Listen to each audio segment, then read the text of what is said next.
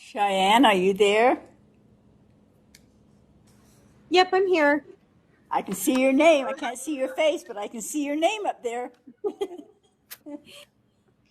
Yeah, I just figured I'd keep my camera off while I'm grading papers. So, That's fine. I'm just anything I can help you with. Any questions, comments?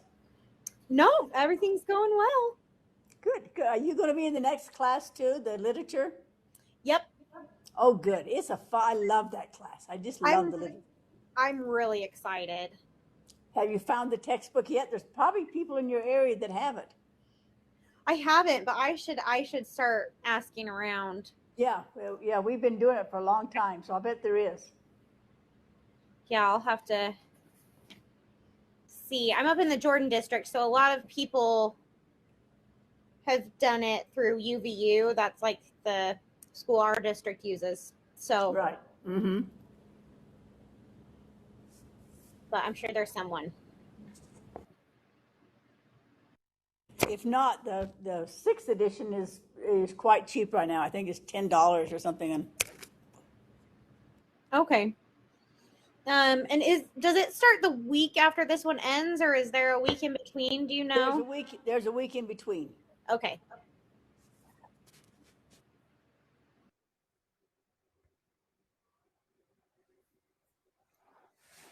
Is anyone else out there?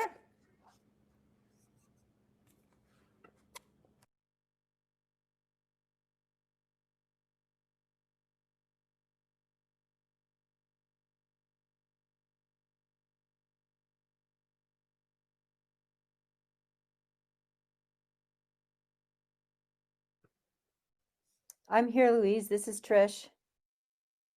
Good. Anything I can help you with, Trish? Any questions? Anything? No, everything went okay. I got a couple of assignments submitted, so I think everything's fine. Yep, I saw him. You did a good job on them too. Oh, thank you.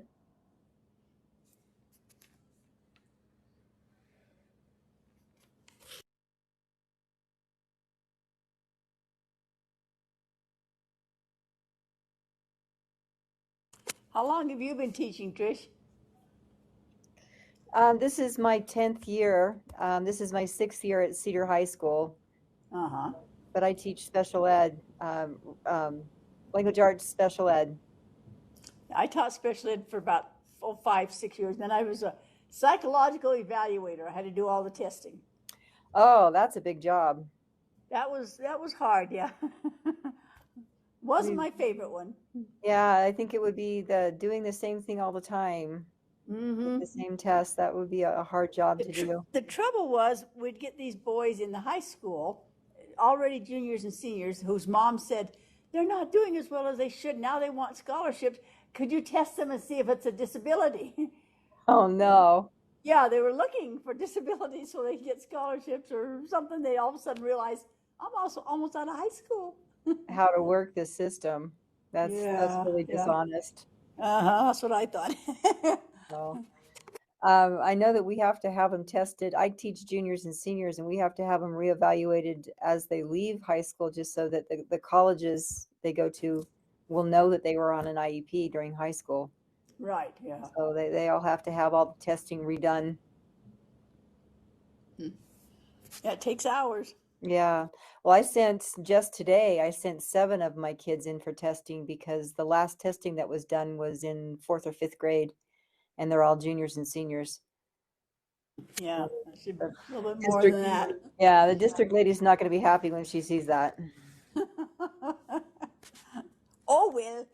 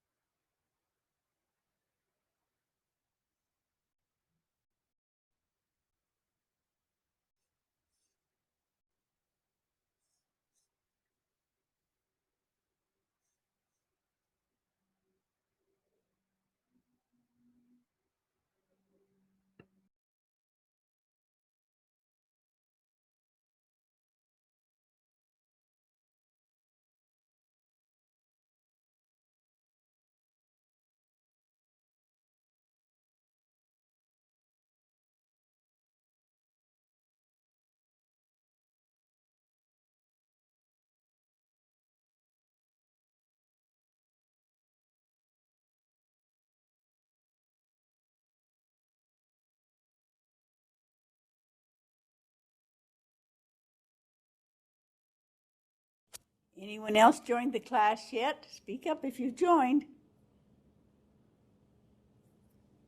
Andrea Townsend is here. Oh, good, good, Andrea.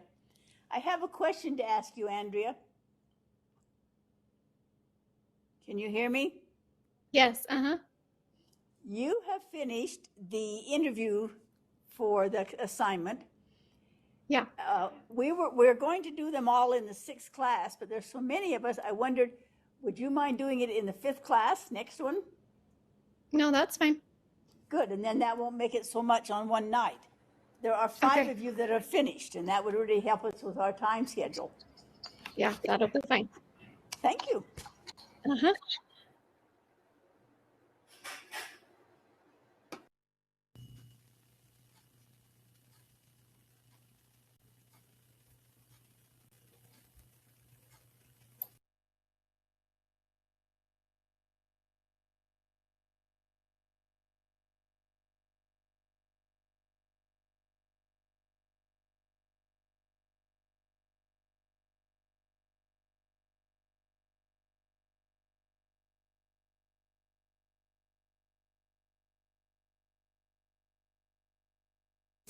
I can see Kaylin. Can you hear me, Kaylin? I can. Hello. Oh, good, good, good.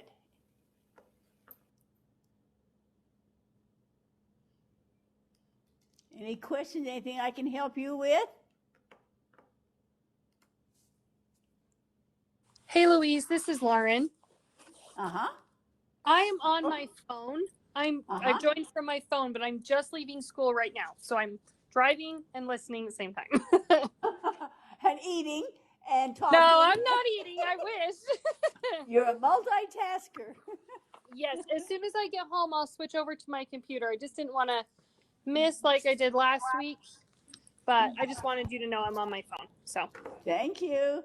Yep. Kaylin, I have a question to ask you, Kaylin. Yes. You have finished your interview too, and you did an excellent job. Would you like to present it next week in the 5th class, so we wouldn't have quite so many doing it in the 6th class? I would be happy to. Wonderful. That would help our time thing, because we learned it took a long time to have everybody report last week. Right. Thank you. All right. Okay. Anyone else out there? Hey, I have a question. Hi, Amy. Hi. So I'm wondering if I can report next week too on the interview. Yes, I'd love to have you. Okay. I will be driving on the last night of class / going to the airport to fly. So Oh, where are you going? Disneyland, it's our fall break. So Oh, wonderful. Oh, wow. We went there once and took all 4 kids. yeah, it's my Wow. mom's taking all the grandkids. So we're all going together. So it'll be a little crazy. So I'll be in and out, on and off. Yeah. Okay, sounds good. I'd love to have you do that. That would help out. Thank you. Anybody else out there?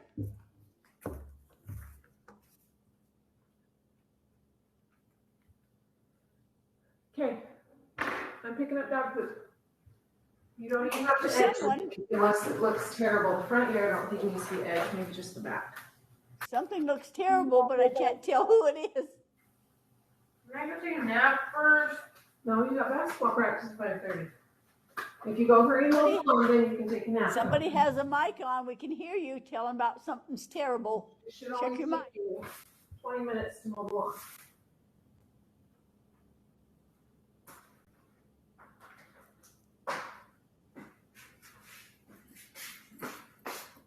Anyone else? What grade do you teach, Kaylin? I am actually doing reading intervention groups. Oh, first time, first year? Yes, first year. Is it discouraging, encouraging? What do you feel about it? A little of both. A little of both. I enjoy it a lot. I enjoy the kids a lot, but it's also discouraging that there's so many who need the help. That need the help, yes, and yeah. You want them all to do well. You do. Anyone else checking in? Tammy DeCourcy is checking in. Hi, Tammy. Anything I can help you with? Any questions, comments, anything? Not off the top of my head. All right. Did you have a good day? Yes, it was a good day today. For a Monday, for a Tuesday, for a Wednesday is a good day.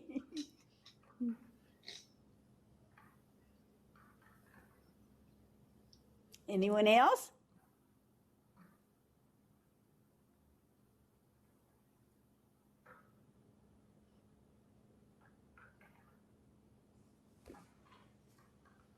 I have 4:25, so they should be checking on very soon.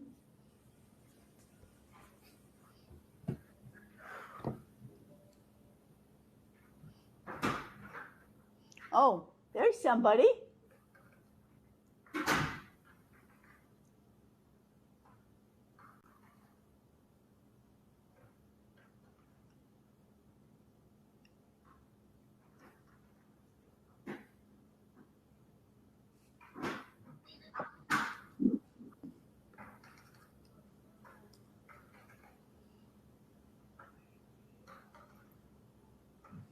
Is that Marcia? Oh, there's Marcia. Yeah. Hi, I'm here. Good. Anything I can help you with, Marcia? Any questions, comments, anything? I'm not sure right now, but I'll let you know. Okay. All righty.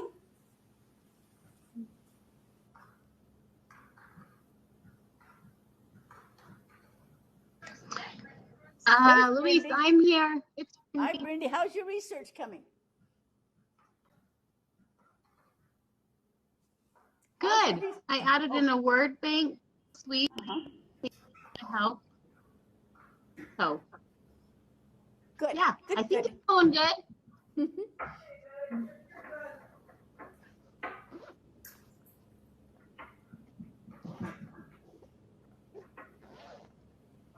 Anyone else checking in? Lindsay Bagley? Kirsten? Sarah Sargent's here. Oh, hi, Sarah. Hi. Any questions you have? Anything I can help you with? I don't think so. Not tonight. Oh, good. Your chair looks comfortable. Yeah, this is my favorite one. Bonnie Covington is here. Oh, there's Bonnie. Hi, Bonnie. Anything I can help you with? Just enjoying reading the chapters and again seeing how I like pieces of the different theories. Yeah, we pick and choose, don't we? What we like and what we don't like. Yep. We have two unusual ones tonight. I think you'll get a kick out of the two tonight. Teresa Massinanti is here. Okay, thank you, Teresa. Anything I can help you with? Any Nope. questions? I Okay, think I'm good. Thanks. I'm glad. Louise, Lori Sedweeks is here. Thank you, Lori. Anything I can help you with? Can I ask you a question, Lori? Sure. You have already turned in your answers to your interview.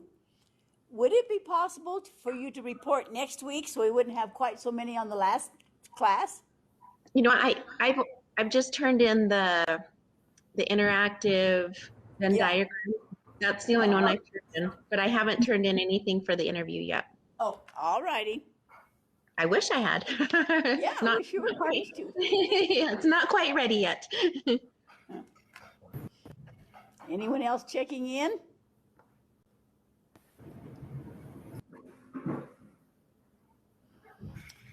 What about Lindsay Bagley? Is she there yet? Or Kirsten? Or Nicole Fulgham? No, Nicole's not coming. Nicole has parent-teacher conferences. And Marie has parent-teacher conferences. Jesse, you there yet, Jesse? Yeah, I'm here. Oh, good. Any questions, comments you want to tell us about? As of right now, no, I'm good. Just finishing up a stressful day. So we'll decompress in class. Are you a hunter? I am, but I'm not out hunting right now. So Guess what's on my place today? I counted. I'm sure Something with big antlers. 25 deer and one big old elk. But they were moving on. They were moving on. They weren't stopping too long. Yeah, got to be on the move right now. The Indians are moving their cows down off the mountains, so they're scaring them. And we're close to the Big Uinta Mountains, and so they're on their way to water. Yeah. He jumped over our fences like they weren't even there. Ting, ting.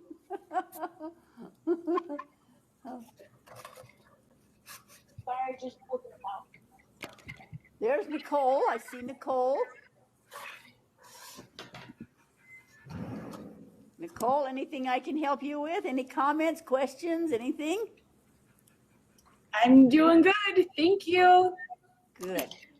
Hope you had a good week. I did. How about you? So far, it's been a good week. Glad to hear it. I had one funny thing happen. My husband had to have he has a little tiny spot of cancer on his face because he's an outdoor man and he's got this little spot of cancer. So I took him in. I took him in Monday morning to have it taken off. And my appointment was at 8:40, and they said, "You're a little bit early." And I said, "Well, that's okay." He said, "You're a month early. Your appointment's in October." So I was a little bit early. There's Kate. Hi, Kate. No. How are you? That's a funny story. Way to be ahead of the game, though. Yeah, can I help you with anything? Any comments, questions? You okay? I am totally good. I appreciate that, though. Okay, here comes Laura. Laura's here. She's here in the room with us. Hi, Laura.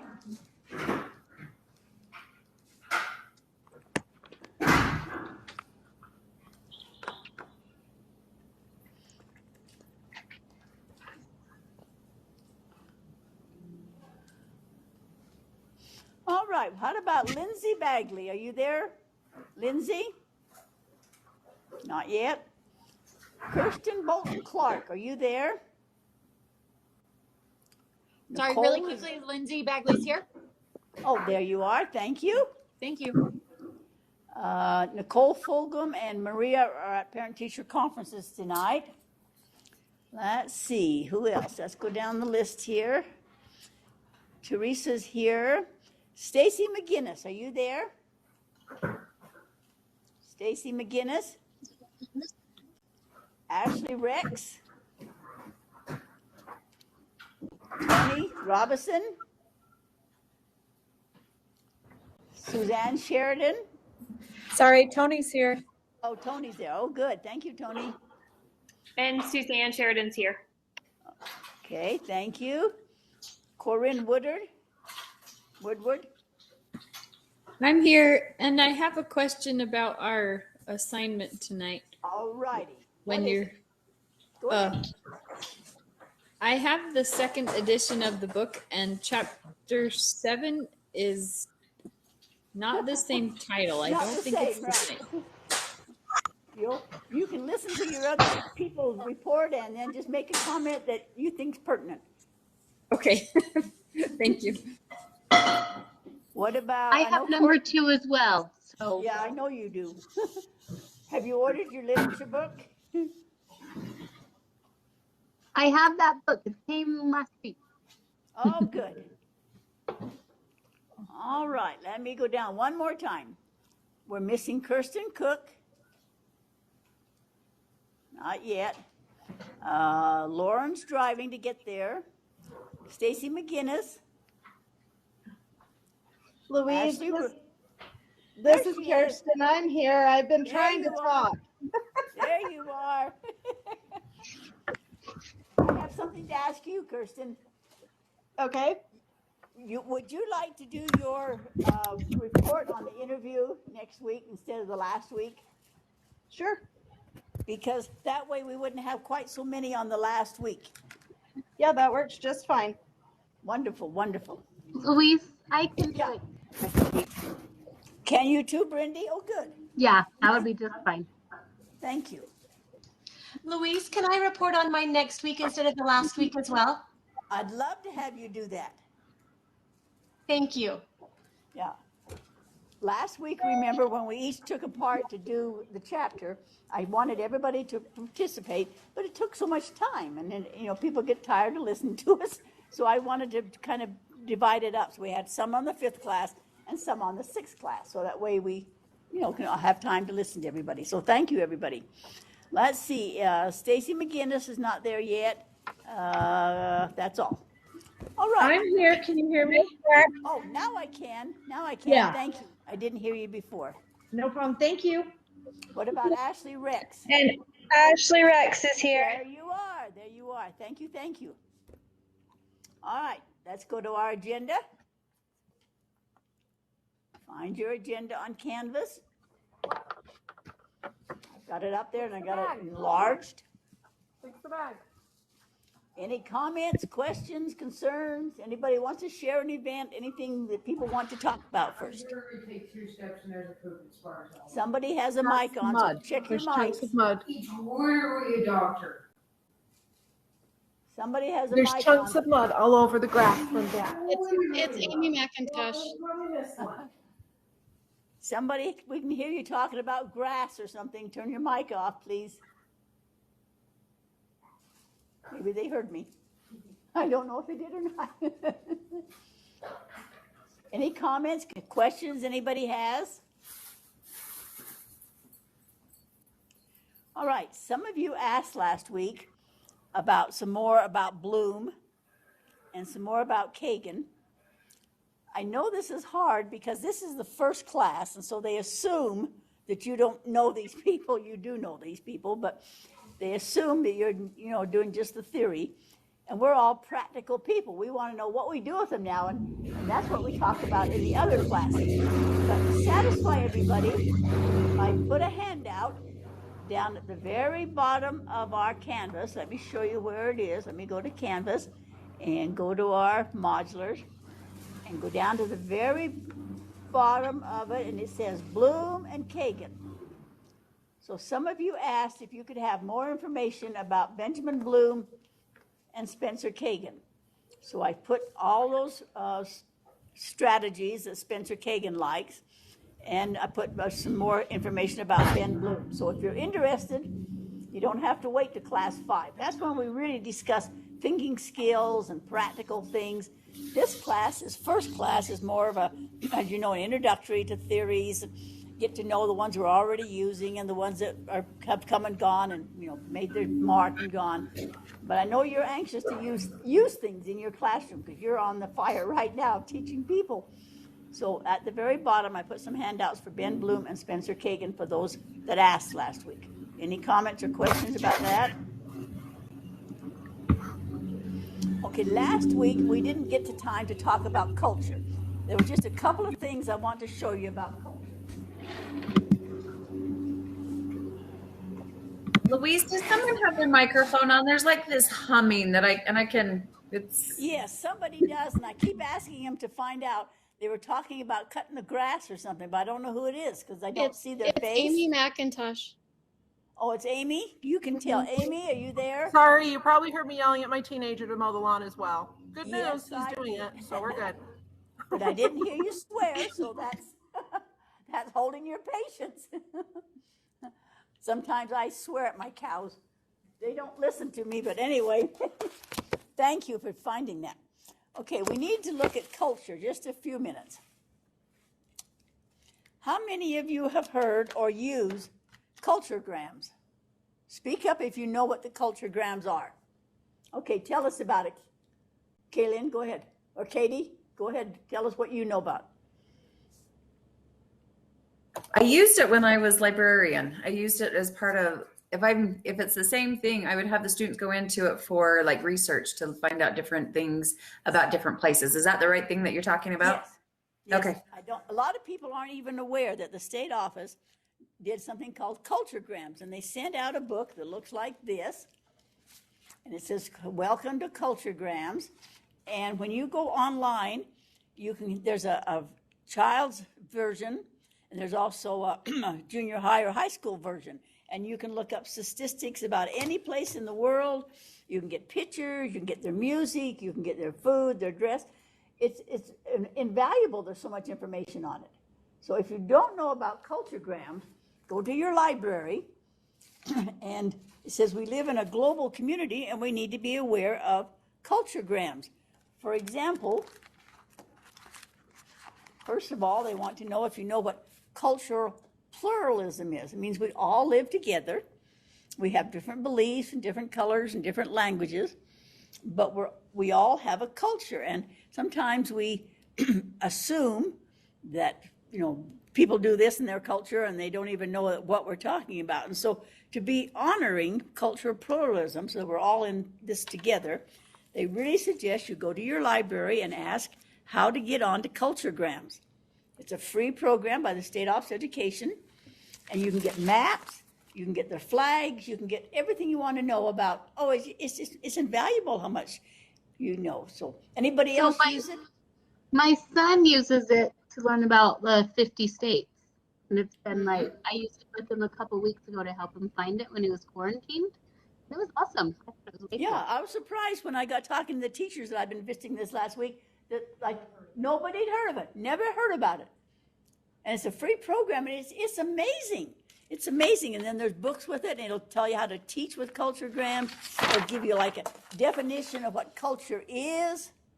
And I mean, it's just invaluable to know this thing. So if you hadn't heard about culturograms, go to your school library or just type on and find it, and you'll just be amazed. Anybody else use it? So maybe that's some new I information. used it when I taught 4th grade. We did an Olympics when we, right before our end of level test, we all did like an Olympic celebration to get us jazzed up for testing, and we all used culturograms. Tell me what you did. Sounds interesting. Each class would choose a country, and then we would use culturograms to make our flag and study about it. Very good. Anybody else use it? I was just amazed that the teachers I were working with, they were all brand new teachers. They had never heard of it.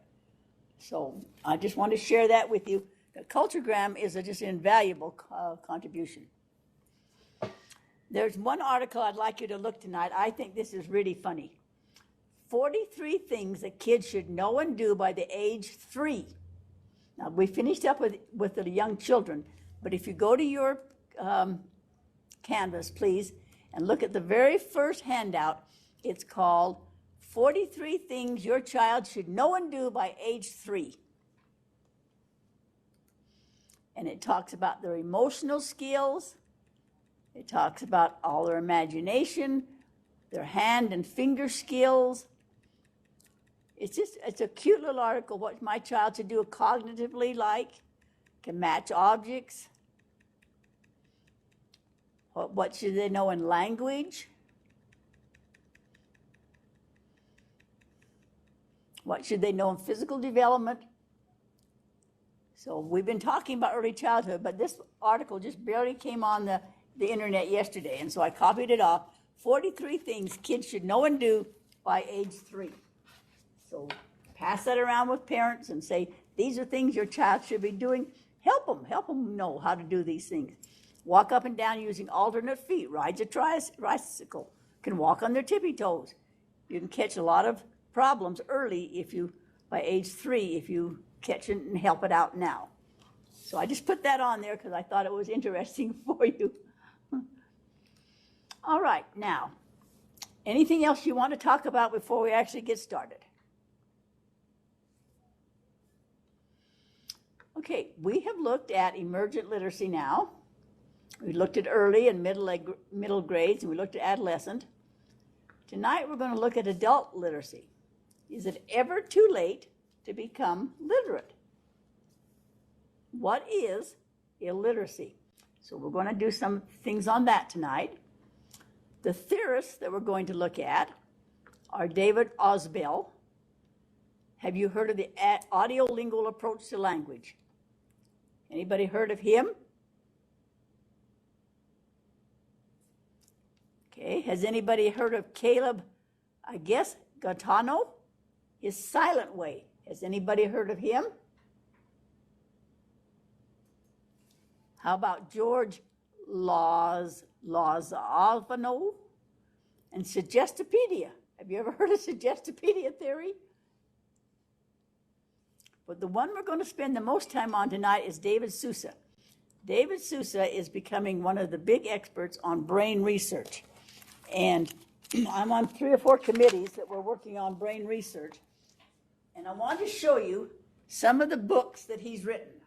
So first of all, we'll look at, let me put it over to the magazines are more and more starting to look at learning in the brain.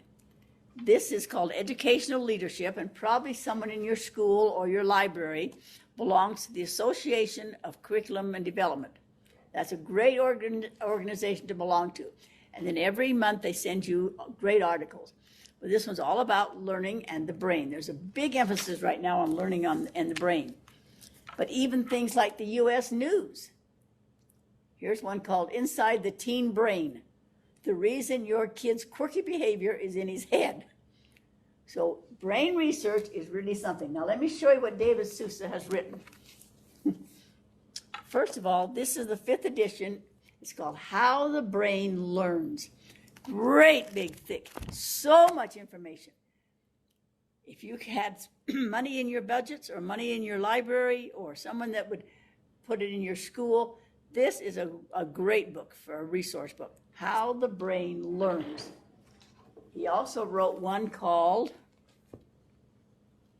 Brain Compatible Activities for Math, grades 2 and 3. We're going to use that one a lot in the 5th class. So we have our 5th class, if you're in it for the 5th class, it's called K-12 Practices and Processes. And we will be looking at a lot of brain activities in the 5th class. It's a more practical class. This first class is a theory class, teaching you about the theories. And then the next one is the literature class, teaching you to use literature. And then you'll do writing and assessment, and then we'll get back to practices and processes, practical things, strategies and things to do. But that's a great one. Let me show you this one. How the Gifted Brain Learns. So if you have some children in your class that you think, they're really doing well, and I would like some ideas on how to help them, push them, take advantage of their being gifted in some area, David Sousa wrote that one, and it's a wonderful book. Let me show you some more that he wrote. He is really becoming one of the local experts, so you need to know his name. This one's called How the Brain Learns to Read by David Sousa. The science of reading. It's getting to be very much a science of reading, of why does the brain, it's a hard skill. It's not just something easy like take a fork and put it to your mouth and teach you to eat or teach you to copy what I say. Reading is a very complex skill, and he realizes that, how the brain learns to read. Let me show you some more here. He has written a lot on math because he's thinking the children are having so much trouble with math. And so he's written this one, How the Brain Learns Math. That's the 3rd edition and the newest one. So there's 3 or 4 ones on how the brain learns mathematics, skills and ideas. Let me show you some more. I brought all of his tonight to show you how much he reads and how much he writes. And he's becoming one of our big experts. He's decided now that maybe we should look at engaging the rewired brain. What's happening to them as they use so much technology? It's actually rewiring the channels in their brains. Is it making them think differently? They're not engaging in groups or problem solving as a cooperative learning. And so this is his new focus. I really like this one. Brain-based teaching with adolescent learning. This is by Glenda Crawford. She was inspired by David Sousa, followed him around for months and went to every workshop he had, and is becoming an expert herself now, but she likes the adolescent learning. She said it's so much easier to work with the little children But that adolescent sometimes can be very complicated. So she's trying to learn how to do that. I like this one, how the brain influences your behavior. Management strategies for every classroom. Sometimes the children are getting a little harder to manage with technology, phones in their pockets.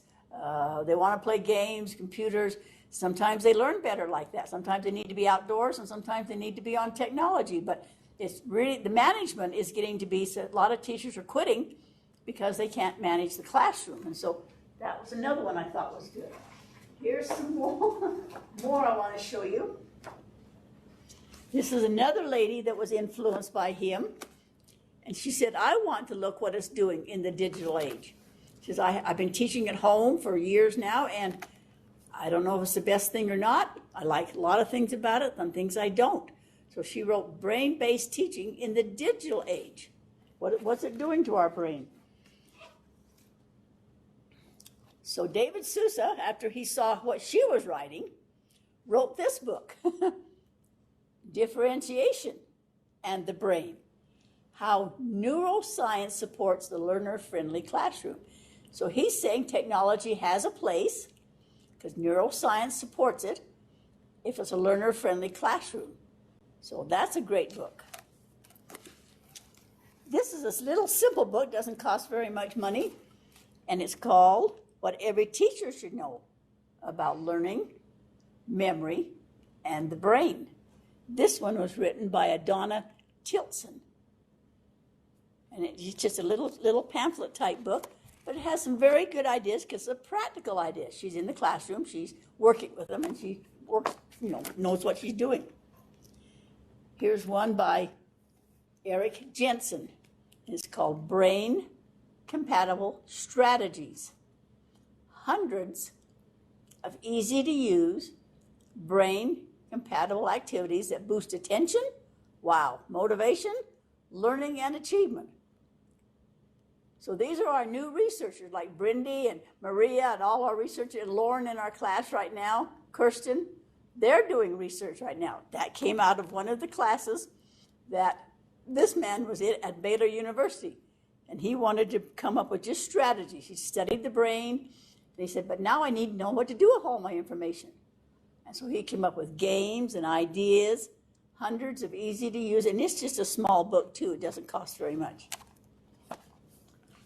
How many of you use Brain Gym? This is a man called, Isabel Cohen and then Marcel Goldstein. But they wrote a book for parents. And this is why I get you up and moving, because the Brain Gym means we don't just sit still all day. That the children need to be up and moving and using their brain, active and participating. And when they raise their hand, that's all they do in class is raise their hand. But they actually need to get up, move around, go around the wall and look at charts. The more they move around in the gym, the more they're going to remember, and it involves the kinesthetics. And they need to have, so that's another one I really like. Let me show you some more I really like. David Sousa then decided he's going to look at how the brain influences behavior and put it in a simple form for strategies for managing K-12 classrooms. So this is just another smaller book, not too big, just a tiny one. But he knows the brain's there, and he knows it influences behavior. He's done the work. You can say he has, paid the price. He knows what he's doing. So now he's trying to make it practical for teachers. Strategies now. Eric Jensen decided then he wanted to maximize every learner's potential. So he wrote one called Enriching the Brain. I don't care for this one too much because he got really wordy. If you're in research, it's good. He proves the research. He shows the charts. He goes through he's very good research. It's just harder to read and not as practical to use as the strategies, but it's still full of good information. For people in the research class, this one's called Brain Matters, translating that research into classroom practice. After you finally study all about the brain, written by Patricia Wolf, After you study about the brain and you understand how it learns, then what is the research you're doing? How does it go into your classroom practice? This lady was in a research class, just like a lot of you. She was at the University of Pennsylvania. And she said, well, I know all about brain research. I've done a lot of work. But how do I teach the students to remember? How can I teach them to remember? How can I make it so that it's meaningful to their brain? And what can I do? Brain gym, she likes that, where they're up and moving and act things out. But she wrote a whole bunch of strategies on how to teach so students remember. She said, I could sit here all day and they don't remember. So those are the ones I wanted to show you about David Sousa. And tonight, we're going to see a video about David Sousa. I think it's the best video we have. It's very, very practical. SUU let me show it about 5 or 10 years ago when I found it. But it's really, really expensive. And they wouldn't let me have it because it's so expensive. So I bought it myself, and I'm going to show it to you after a while. It goes about 20 minutes, and it's really good on practical things of how the brain learns in the classroom. So we will be looking at that pretty soon. Okay, just a minute now. I've got to get myself back in. Everything shuts off when I get busy doing something else. It shuts itself off. So let me get back in.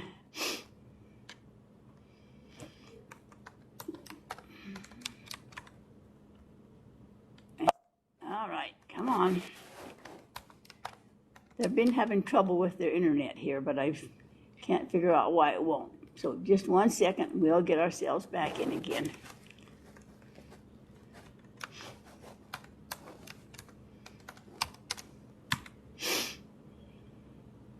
For some reason, just 1 second. Takes a minute to figure out why it's doing funny things here.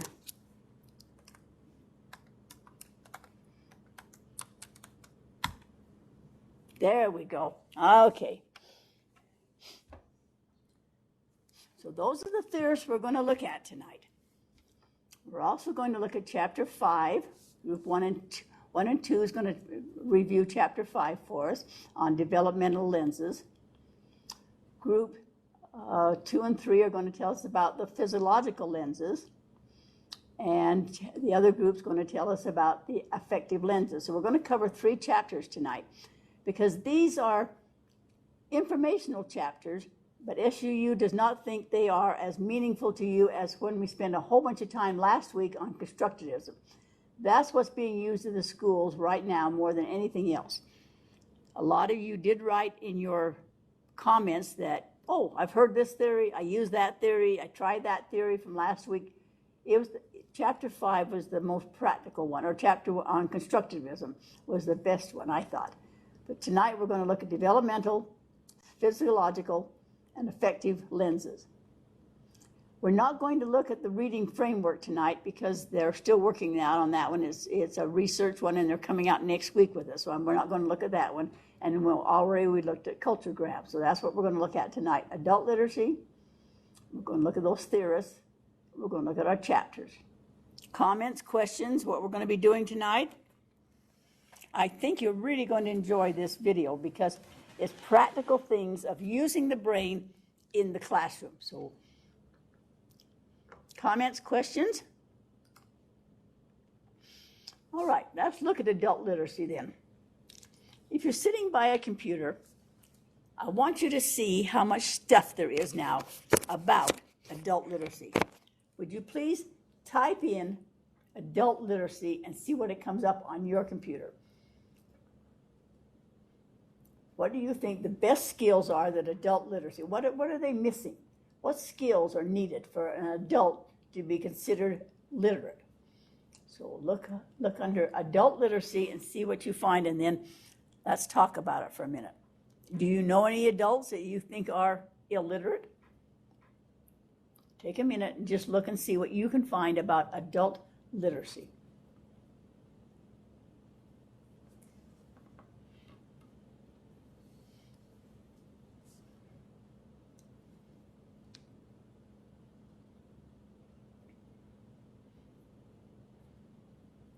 When you find something, would you speak up and say, I found, tell us what you found, please?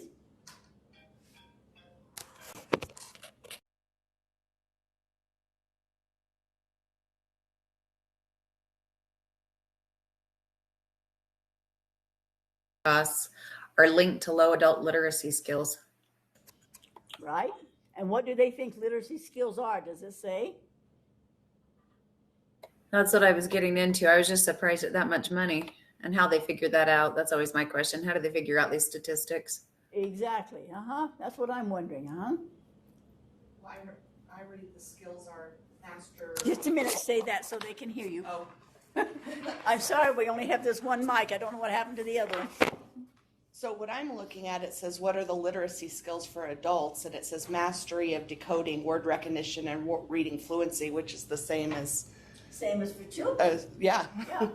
Yeah. So they've lacked something from their childhood. Yeah. Anybody else find something? I'm also seeing that not just those basic skills to be able to read, but they're indicating that for an adult, it needs to also be able to translate into the real world, into their work, into their family, and have those skills to be able to apply it.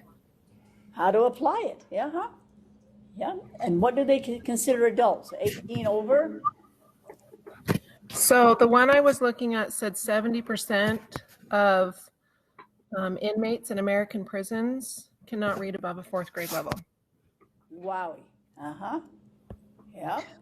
I think it takes a lot of courage for an adult to admit that they struggle with being literate. Like I've had parents who will come in and be like, I can't do my kids' homework. I don't know how to read. Like I can't do homework with them. I don't know how to read. And for them to admit that to an educator, that takes a lot of courage. So I think too that helping adults be aware of how many literacy programs are out there and available and free is important. I do too.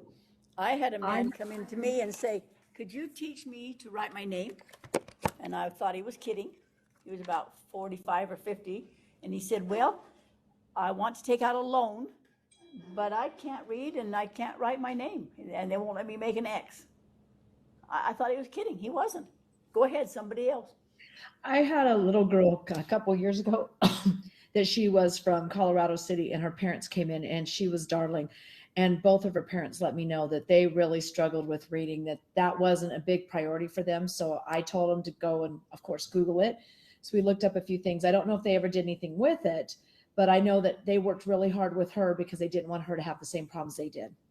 Right. I'm so glad they, the courage to mention it. Yeah. Anybody else? What can you find about adult illiteracy? It also tends to pass on to children, unless like you're saying that they realize it and recognize it and want to help their kids fix it. But otherwise, like I had a student in junior high that couldn't spell well, and the mom's like, oh, it doesn't matter. They'll, spell check will catch it and they won't need that anyway. Wow. But, and it was just like, and I don't know if maybe she had more influence because the dad, on the other hand, worked in one of those prison programs trying to teach inmates to read and the difference that it made. I said, hopefully maybe the dad can have a little more influence with the kids. Yeah, that's amazing. Yeah. This is what the state office says that a proficient reader needs to be able to do. They need to be able to predict, clarify, question, and summarize. So under predict, can they activate relevant prior knowledge? Can they hypothesize what the author is going to discuss? I would ask this man that he wanted me to teach him to read, and I would say, what's the theme of that? Or what did you just learn? And he'd say, I really don't know. I really didn't get it. And he didn't understand. He could read the words sometimes, but they had no meaning to him. No meaning. We have to have a purpose.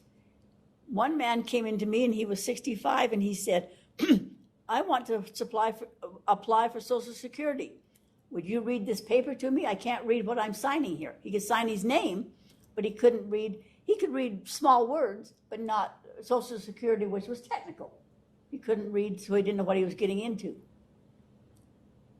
The research says you have to be able to clarify. They have to know like words and phrases, and does this make sense? The Social Security form made no sense to him. And then they have to learn to question. So this is what we should be teaching the children so that they can, what's the most important information in that text? What did you just read? There's many levels of questioning, as we talked about with Bloom. And that's why I put that Bloom article on for you today. There are levels of questioning. And it makes me so mad, like when I go into class and they'll read the story of Goldilocks and the 3 bears, and they'll say, the question will be, how many bears were in the story? And I thought, that's not a thinking skill, that's just regurgitation. So we need to have deeper level questioning, don't we? And then to summarize, what was the gist? What did you just read? Not just retell it, but what in your own words did you just read? And I had that man read some words from that Social Security application, and they got through, and I said, now, would you sign that? And he said, I don't know. I don't know what it meant. And he really didn't know what he was getting into. So these are things that they say a proficient reader has to do. Predict and clarify, question and summarize. Okay, if you would go to your Canvas, please, and you'll find number 13. Go to Canvas, to our, and go to number 13. Go to the modulars.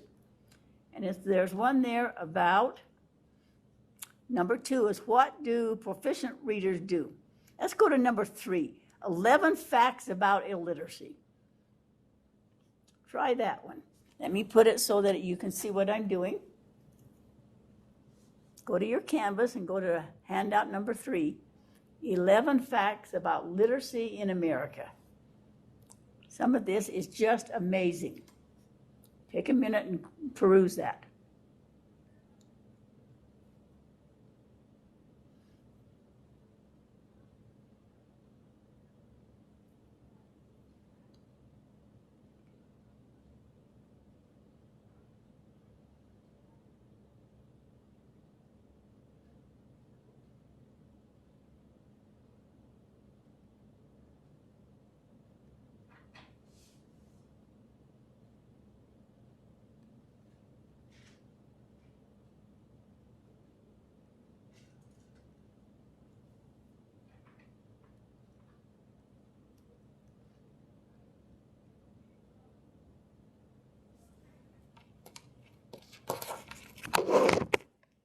Aren't some of those amazing? Teenage girls living below the poverty level and have below average literacy are more likely to have children out of wedlock. Talks about food stamps. Talks about 53% of 4th graders say they read every day. But 8th graders say, we don't. 20% say we don't read every day for recreation. Talks about juveniles and in the court system. Literacy is very, very important, isn't it?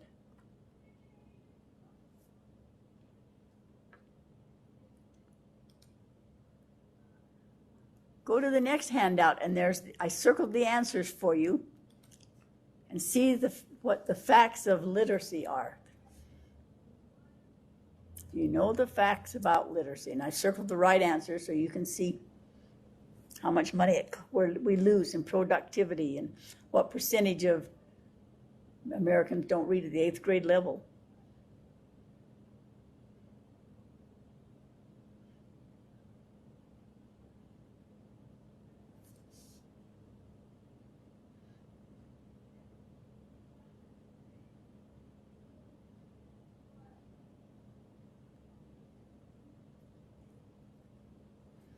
Number 5 just blew my mind. How much money in taxes is paid to support individuals receiving public assistance because of illiteracy?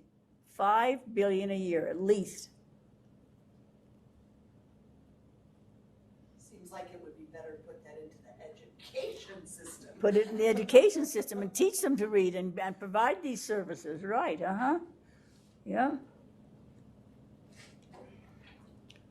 We add 1 million adult illiterate every year, it says. The cost of illiteracy, these are some facts that came out from the government. Functionally illiterate. A lot of these people can function. This man that couldn't apply for Social Security was successful if you say he had enough money to live on, to support his family, and he had a home and a farm, and he could run equipment and so forth, but he couldn't read the manuals. He couldn't fix his equipment. He couldn't help his children at all. So was he successful? Was he just functionally illiterate? Did he need to read? I think he did, but it tells the answers there for you at the end, and I also circled them for you so that you could have the answers about how illiteracy is affecting our country. It says we had 2.2 million a year that are illiterate.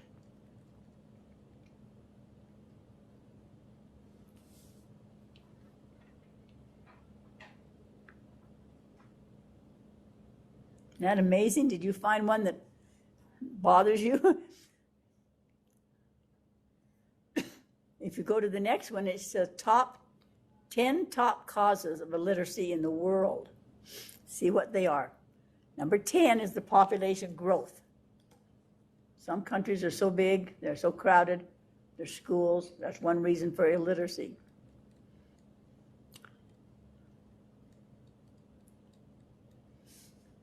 Number 9, of course, is the economic conditions in some of the countries.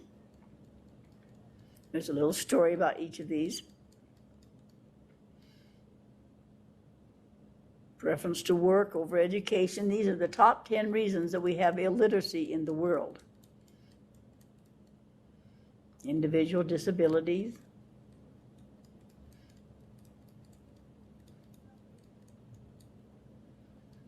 Cultural influences.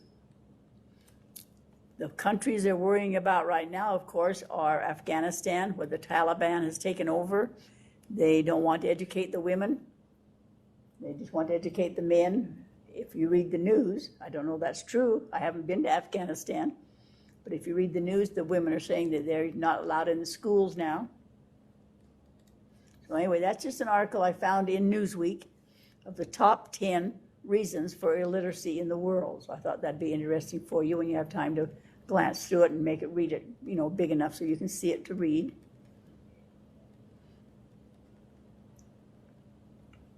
Think about the area you live in.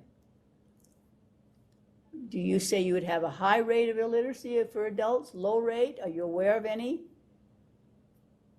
Katie, are you aware of any illiterate adults in your area? Katie? Well, I am. In fact, as we were saying all of this, a couple years ago, I had a gentleman come in with his son, and then I had the daughter the year later into class, and he just smiled with his broken English and said, I didn't complete over 3rd grade. I can't help him, and my wife has even less education.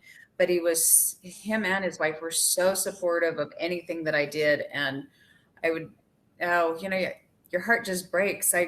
I absolutely love reading and can't soak in enough information, and I'm sad when I hear about things like that, just out of the enjoyment factor. But to not be able to function in a society and be able to read the simplest of things, it makes my heart really sad. Me too, yeah. Anyone else?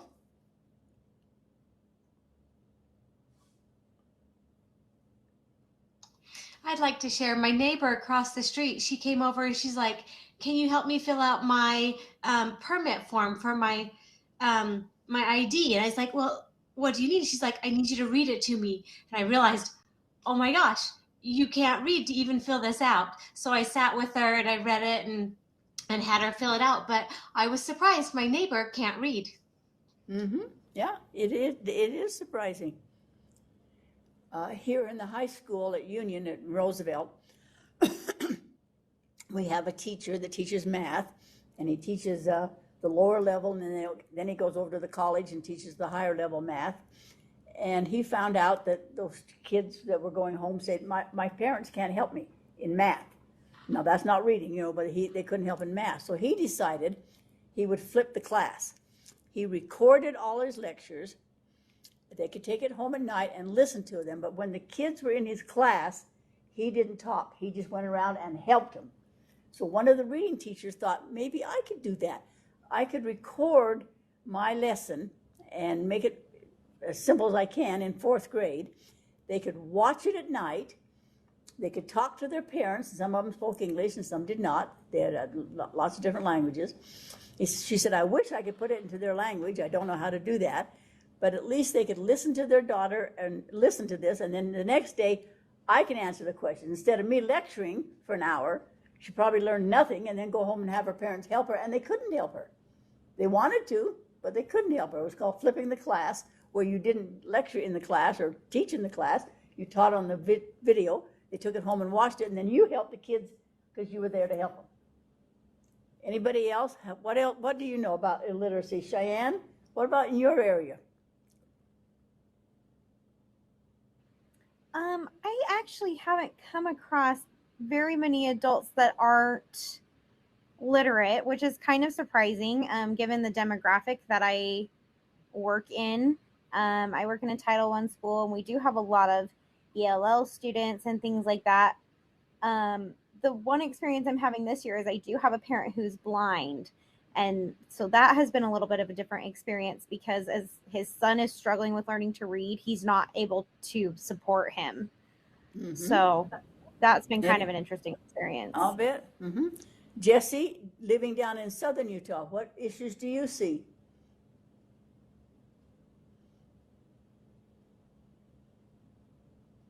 Jesse, your mic's not on. Jesse?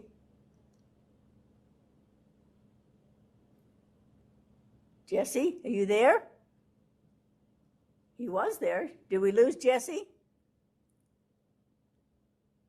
Well, we'll ask Jesse in a minute. He's down in southern Utah, and sometimes there's issues. Anybody else want to speak up? It's more common than we realize, because adults learn to hide it pretty well. Adults learn to...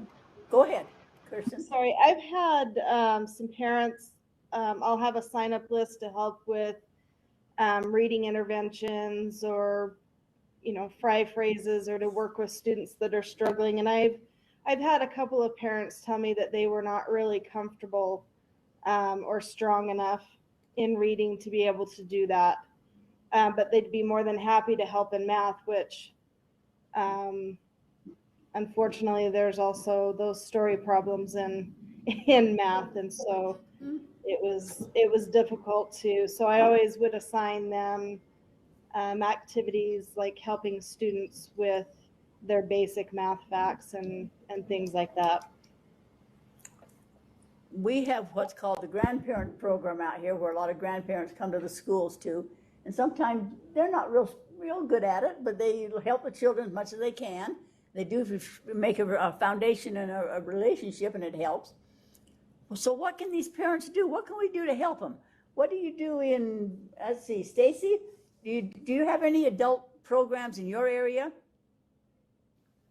I don't know if we do. I know we have I'm in southern Utah, and we have a large Hispanic community, and my husband had a business where he had a lot of Hispanic guys, and they would come and ask him, will you look at my contract? Will you look at the bill of sale for my truck? All these different things.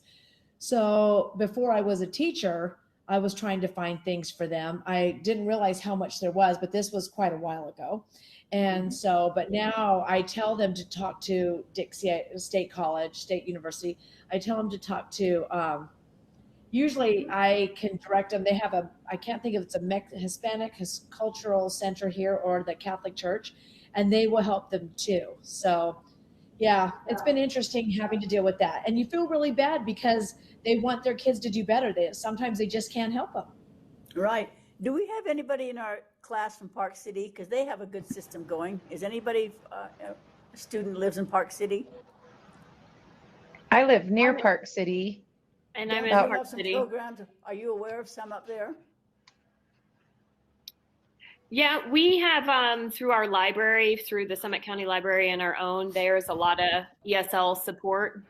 And they'll have classes at night as well. But often my parents are illiterate or very, very basic literacy skills in English and Spanish. I think it was Park City and then some other districts, they started what's called newcomer centers, that the children or the parents would go to these newcomer centers and they would teach you things like, if the teacher tells you you're going to do a portfolio, this is what it means. Or if the teacher tells you a book report, this is what it means. So that if they're a newcomer to our country, no matter where they're from, they would learn the basic things, educational terms. There's also books like this one, and sometimes they help and sometimes they don't. But one of today's world's problems is literacy, and so a lot of people is trying to help with things like that. Does anybody else have anything else in their area to help the people? Louise, I actually on Thursday nights teach in our adult ed program here in the North Summit district, and so you know I've seen adults come in to do their initial testing.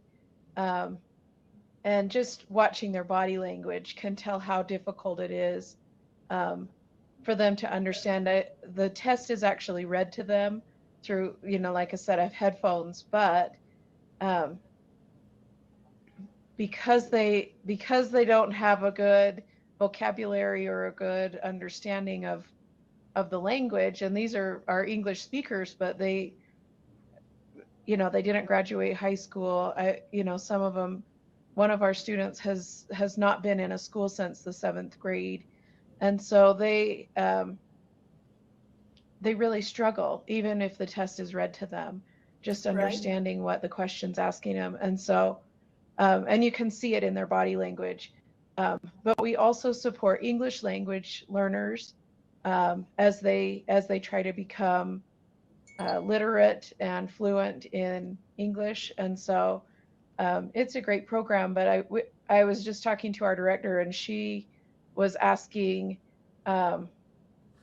what days our parent-teacher conference were going to be, because she wants to set up a table at the elementary school, you know, to support our program, you know, just to catch any parents that are illiterate, because they, you know, they are hard to spot. You know, they don't go around talking about it. Or tag, nope. Yeah. So anyway. I was on a committee a few years ago when we looked at this statewide testing. And is Jesse back yet? Jesse, are you there yet? Down in San Juan, he said there are 2 questions that are on the testing, and one of them was, where do you see a boat? On a lake, on the road, or in a garage? Every kid said, on the road, because they didn't get to go down to the lake. They didn't get to go fishing down there. They just saw the boats go zing, zing, zing, zing by. So boats were on the road. And then another one was, if you come to a stop sign and it's red, what do you do? And they said, what's the stop sign? What's the stoplight? What is it? They don't have any. They don't know if it's red or green, what to do about it. So even the statewide testing that we would assume everybody knows what a stoplight is, everybody knows a boat goes on the lake, they don't. They don't. Parents don't either. Any other comments or questions? I have a comment. I would actually be interested to look at the statistic of adult literacy over time. Like, is it increasing? Is it decreasing? Is it about the same? I kind of tried to look, but there wasn't much that I could find. But do you know, like, do we have more adults that are illiterate than we did in the past? Like, what is that statistic? Well, that's what I've been looking for. That's why I wanted you to go on your computer, because I just found a whole bunch of stuff. And I like this one right here. This one says that an estimated 776 million adults in the world cannot read or write, and that 2/3 of them are women. So I don't know if that's right or wrong, because I don't know these people, whether they're getting the world facts or not. I found so many things, but here's some of the ones that shows some of the countries where 50% of them are completely illiterate. But that's what I found, so much information, and I'm not sure how much of it's true or how much somebody's opinion is. That's why I wanted you to look to see, because there's so much out there. And I don't know the actual facts. I'm not accurate on how many is ill. So I put a couple of handouts here for you to look at, and ways to improve adult literacy. And I thought, this is really something. Somebody did a big research project on ways to improve adult literacy. I thought, this is kind of silly in my This one says, Adult literacy is a global problem. In September of 2015, UNESCO, Institute for Statistics, reported 85% of the world's adults aged 15 and over lack basic reading and writing skills. That's 757 million people, 2/3 of them women. So I thought, well, that's interesting. So what did they suggest we do? The first one was hire a private tutor. I thought, okay, first you have to be wealthy enough. You have to know somebody to hire. I don't know if people will do that, but that was one of their suggestions. I thought, okay, and it's embarrassing. That's what I talked about. They're true. They said to volunteer at your local literacy council. So if you can read, you're supposed to, help others. And third one was find your local adult education classes for someone who needs them. I looked around our area out here and didn't find any. So I don't know if we have them or not. Do you know, Laura? Yeah, we have an ELL. We have an ELL class, yeah. So, yeah. But we don't have one. We don't have one just for basic reading. No, I tried all the different schools to see if they had things. It says educate yourself. Start by researching online. Look at the Office for Vocational and Adult Ed in the U.S. Department of Education, or the National Institute for Literacy, or Pro-Literacy. Well, I don't know if that's a good suggestion or not. And the fifth one was never underestimate the power of your local library. So that's the 5 things they recommended to help adults. And I don't know if those are really good options or not. I think it's a real problem, and I don't know the statistics, which ones are true, because every one of them has different figures. Any other comments people want to make? It is a problem. We agree that, don't we? So the article I read said 1 in 6 adults would be classified as illiterate. And wow. I thought, it can't be that high. Yeah, that's what I keep thinking. I read these big numbers, I think, I can't see this. I don't know. So I don't know. I just know it's a problem and we need to be concerned about it and how to help them get help. The best way to help them get help is you teach the children right now. Right. You're the educated people. Help those people and have workshops for the adults. Do what you can, but I don't know what else we can do. Any other comments before we take a break? We need to help the adults, don't we? I think there's a bigger problem than we even realize. Can I share a quick story? Go right ahead, please. Okay, so this is kind of related, kind of a little bit different, but it was a very shocking moment for me. But I'm actually living and teaching in an American school in Mexico right now. And I went to a small little town here in Mexico, and I met a deaf person that was there. But I tried to sign to him because I learned some sign language, and obviously Mexican sign language and American sign language is a little different. But I was talking with my friend, and he said that it was very possible that this person that I met had never actually learned a formal sign language. So it was like an older gentleman, but it was very mind-opening to me to see like this guy has lived his whole life and never has had like a formal language to use to converse with other people. And it was kind of crazy, kind of wild to see. Yeah. There's a teacher in Salt Lake who thought, well, we don't have illiteracy in Salt Lake. We're educated. We have churches. We have people. We have organizations. We have money. There's nobody illiterate in Salt Lake.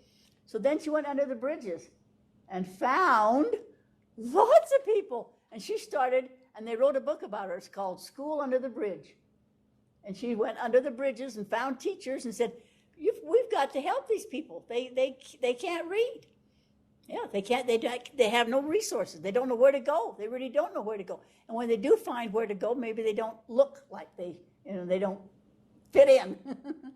And then there's another study that people were saying that some of the ELL students just they never learn. So they took a research study, and they had, I think it was $4 million to spend on it. They bought a huge school bus, almost like a big van. And they followed this group of Hispanic families. There were 41 families. And they started with them in Mexico, and they followed them through all the crops. They went into Texas and they did crops. They went into Arizona and did crops. Wherever those 31 families went, the bus went. So those students would help their parents all day. They had to help their parents earn money. But after the school, after the day was over, they took them into the bus and it was a schoolroom. And they followed those students all summer, and they did that for 3 summers. And those students scored just as high on all the testing as any school because it was steady, dependable, constant, and they followed them. So it's possible. It's possible to do it. It takes money and help and commitment. Yeah. So it's a real problem, isn't it?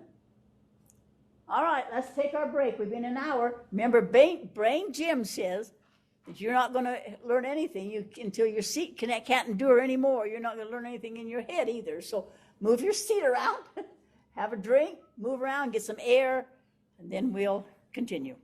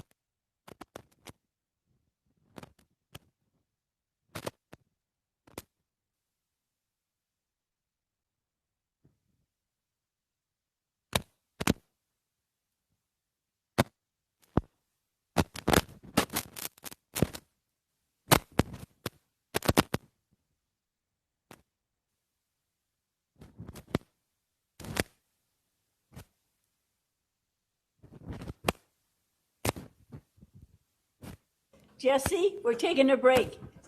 We lost you. Jesse, you there? Jesse? Jesse, we saw you.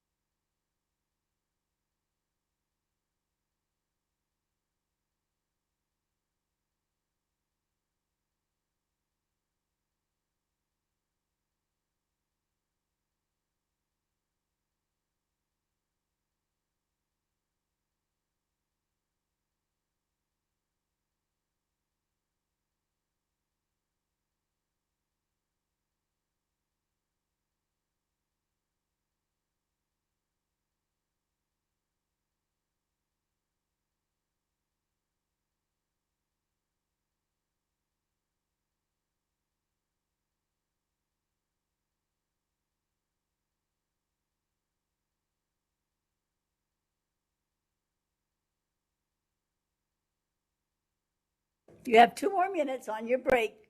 Get a drink. Brain gym. I've got pictures up showing the child moving his arms, moving his eyes. You're not going to learn in your head what your seat can't endure, it says.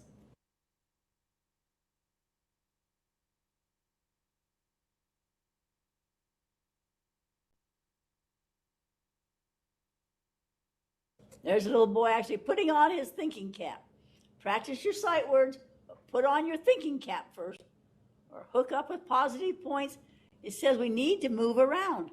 We need to have air. We need to use our brain. We need to do designs.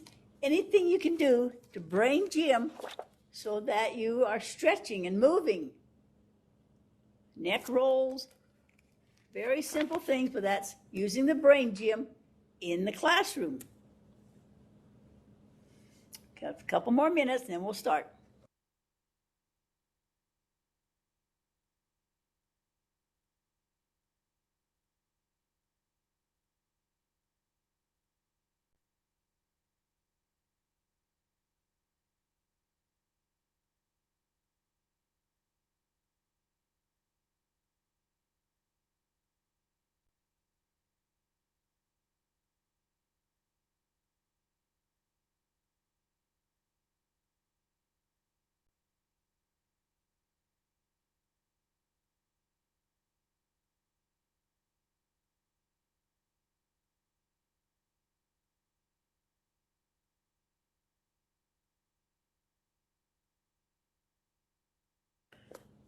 Okay, so what are the 6 things that we're supposed to be teaching our children and teaching adults? Reading, writing, speaking, listening, viewing, visually representing. This is just a little handout from the state office about the best way to acquire literacy. So we need to make sure that parents have all those skills. And then the last one is called Improving Your Life, called Adult Literacy, Better Reading. And it just says read as much as you can. It's just an article about how important it is to keep trying. How to improve your vocabulary, try to pick up a new word a day. We used to do that in our house. We'd have a word of the week or a word of the day. And by the time our children went to high school, they knew a lot of words. They knew a lot of words. Use the internet. Be interested in new things. Try to enhance critical literacy. What is critical literacy for adults? It's about the same thing that is critical for young children. So we just need to keep working and keep trying. Anybody else have any comments they want to make about adult illiteracy or literacy in their area?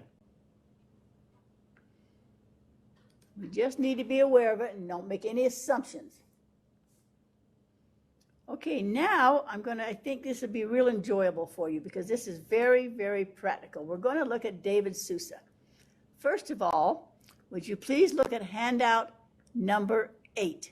So go to your modulars and go down to handout number 8. And it's going to be called, I have a mouse that's going out. Okay, watching the Sousa video. As we watch, he has very practical ideas on brain research in your classroom. So as you watch him, say, I did what he did. If there's anything he done, you say, I've tried that. Or what you've learned from watching this, or how you can apply it, and some surprises that I experienced. If you find a surprise you didn't realize, or some I didn't realize, and I've been studying a lot too, but what I still need to know about this topic and questions I have. So these are the things you're going to be responsible for answering after we watch the video about David Sousa and brain research and how to apply it in your classroom. So give me just a second. I wish the system worked better, but I'll be glad for what we have here. Don't complain, I'm glad for what we have.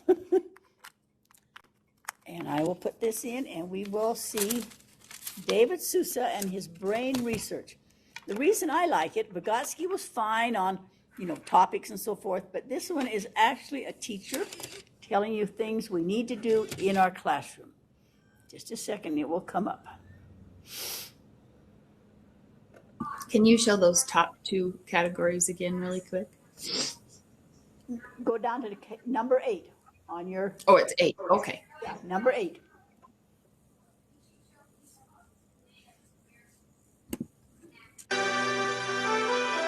Dr. David Sousa is an internationally recognized expert in the field of brain-based learning. He is a popular speaker and the author of How the Brain Learns, a Classroom Teacher's Guide. A former school superintendent, he has conducted hundreds of workshops on brain research, instructional skills, supervision, and science education at elementary, secondary, and university levels. Dr. Sousa will lead us on a step-by-step tour of the learning process.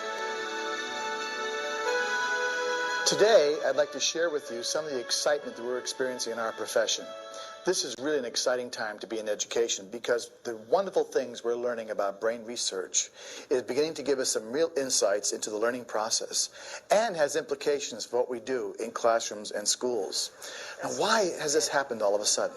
Well, actually, in about the last 10 to 15 years, we've been able to do something that the behaviorists couldn't do 30, 40 years ago.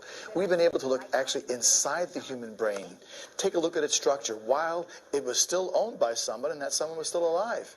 Yes, we've been able to look inside the human brain while it's working.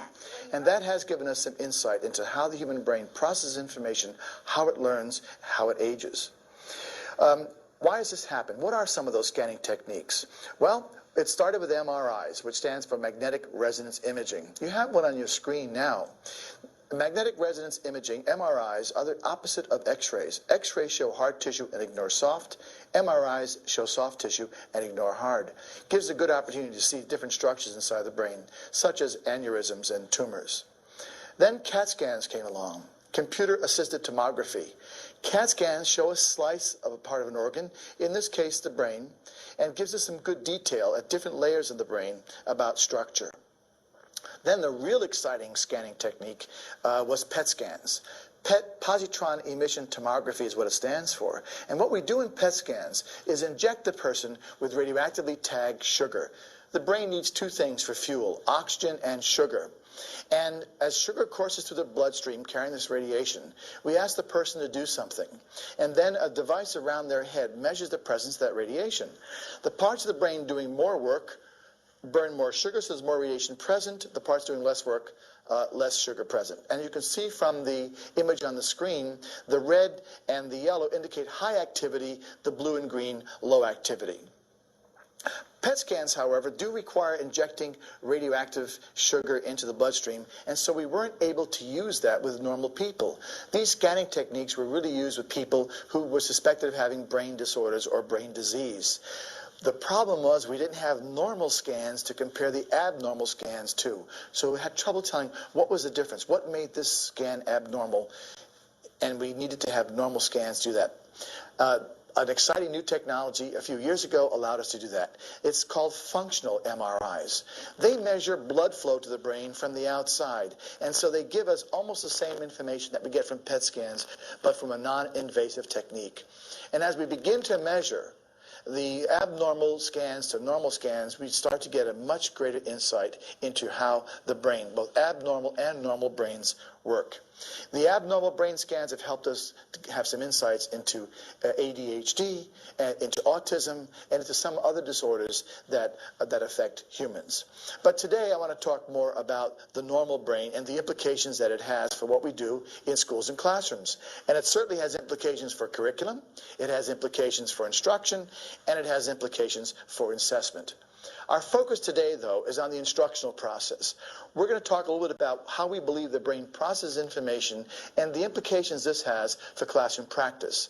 In fact, my hope is that by the time we finish the presentation, you will have some suggestions that you may wish to consider to change your practice in the classroom tomorrow morning. What we're going to do is use a model that I've been working on now for about 14 years. Granted, it's a simplistic model, but I'm hoping it will help us at least get some insight into what we now believe the way the brain processes new information when it is learning something. And by the way, this is cognitive information or a skill. Granted, while it is simplistic, I think it's also helpful. And I have changed the model over the course of the years as new information has come forth from the research. Well, the best way to understand the power of it, I think, is to plunge into it. We get information from our environment. As soon as the brain comes out of the birth canal, it is ready to gather information from its environment in an effort to understand the world around it to help its owner survive. And it collects that information, of course, from the five senses. And I'm going to put down the five senses now, and let's do it in order of the way the brain gives priority to sensual information. I'm going to put down sight here, and then I'll put touch, although this also includes the kinesthetic modality. It's kinesthetic tactile, not just touch alone. And then we'll put hearing here, and then I'll save smell and taste for the two down here. Now, I did put them down in a special order because even though we have all five senses, they don't all contribute equally to our learning over the course of our lifetime. In fact, these three, sight, touch, and hearing, probably contribute more to our learning over the course of our lifetime than these two. But certainly the more senses we use in a learning situation, the more likely we are to understand the learning and to achieve the objective. Let's take a look at a short video clip now that shows us students using multimodality in activities in a classroom setting. The sun's in the middle and Jupiter is the biggest planet. The planet has the ring around it is Saturn. The farthest from the sun is Pluto. You'll notice that students are talking about their learning, so we have the auditory modality being used. They're pointing and touching things, so you have some tactile use. You certainly have video implications from the computer screen that you see here, and we're getting really an understanding of how it's important it is to use as many modalities as we can. If there's one thing the research has been telling us, it reaffirms something we've known for many, many years, that the more senses a person uses when learning something, the higher the probability they'll not only learn it, but more importantly, remember it. And that brings us to an interesting point about the research. We don't want anyone to think that it is saying all the things we've been doing in the past are wrong. Not at all. In fact, what the research has been doing is providing the why. It's helping to us to explain why some of the strategies we've been using in the past have been so effective. And when we know the why, then we can be more masterful at how we use the strategy. And that's certainly one strategy that's been reaffirmed, multimodality approach. And today's new brain really needs that multimodality experience in the classroom.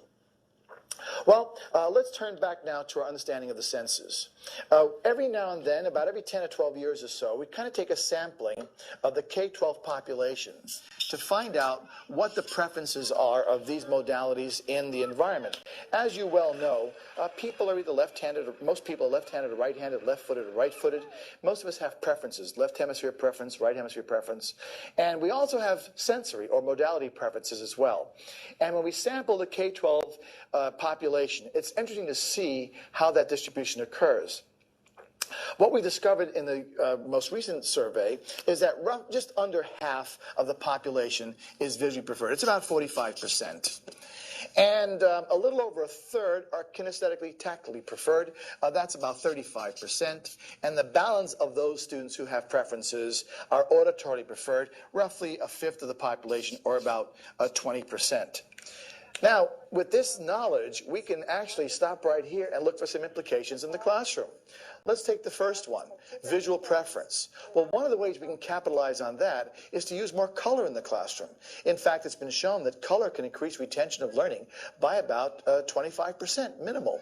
In fact, we now have evidence from science teachers and mathematics teachers that if they use color in the classroom, they can actually increase the ability of kids to remember formulas in the classroom. And anytime kids can remember formulas in science and math, that's certainly an activity well worth considering. But about the color, you have to make sure that the students understand why we're changing color or why we keep color the same. It's not just a random use of it, but it can really increase retention dramatically.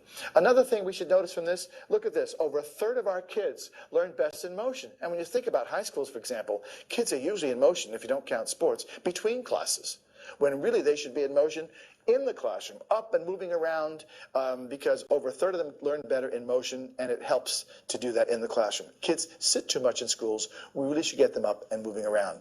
And then, of course, hearing. Only 1 out of 5 kids learns best by listening and, by extension, talking. So we have to encourage more kids to talk in the classroom. After all, Confucius said 1,000 years ago, whoever explains learns. And if the teacher is doing all the explaining, well, you'll know who's doing all the learning. It's supposed to be the students who should be doing some learning. And so, at some point, we want to get the students to do the talking.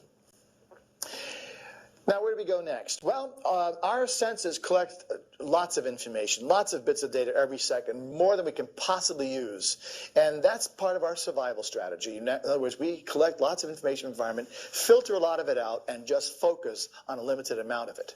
But what's interesting, and we do have a filter in the brain that allows us to do that. And what's interesting is that the brain does not give equal priority to all incoming data. In fact, it has preferences. And in order to show those preferences, it might be helpful if I practice what I preach and have us do a little tactile activity right now. So I'm hoping all of you out there will join me in just this activity that will help us model the human brain. So here we go. What I'm going to ask you to do right now is to just give me 2 high fives like this. Okay? And then I'm going to ask you to lock your thumbs together like that. And then roll your fingers in like that to make 2 fists, and then bring them together like that. So it's kind of fist to fist. Now, if your thumbs unhook, that's okay, but at least keep them crossed. That helps to remind us the left side of the brain controls the right side of the body, and vice versa. Now, if you take it and pull it down like this, and take a look at it, that's about the size of your brain.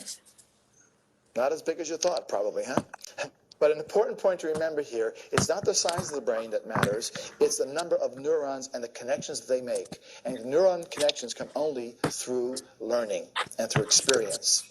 Okay, what we're going to do now is milk this for a little more, because it's important.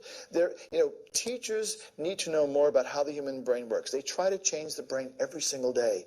So the more they know about how it works, the more likely they are to be successful in the learning process. So, not trying to make brain surgeons out of you. All I'm going to ask you to do is work with me here for a few moments, and there is a way for teachers to divide the brain that makes sense. Now, what I'm going to ask you is pull your arms together like this, and what you've done essentially here is you've made the spinal column. And then if you rock your hands back and forth, that's how the brain moves to the top of the spinal column. And where it's connected here is called the brain stem. Brain stem. And that's the seat of survival information. Your blood pressure, your heartbeat, your respiration rate, controlled here in the brain stem. Brain stem for survival. Easy to remember, essence stem, essence survival. I just realized as you're looking at this gives a whole new meaning of the term knucklehead, doesn't it?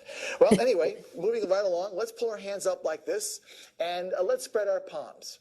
And if you look at the tips of your fingers, notice they're buried deep within the brain. This represents the limbic system, L-I-M-B-I-C, limbic, or emotional system of the brain. Two things to notice about it: it's buried deep within the brain, and that it's kind of duplicated. Notice you have mirror images of your fingers on two sides of the center of the brain. The limbic system is duplicated on both sides of the center of the brain. And then if you pull it down like this, you're looking now at the largest part of the brain called the cerebrum. Now, the reason I went through that order with you, do it one more time: brain stem for survival, limbic for emotions, and the cerebrum for thinking, is that helps us to understand the priority that the brain gives for processing incoming information. As you can see from this graphic, the brain gives highest priority to information that can affect your survival first, and then emotional information.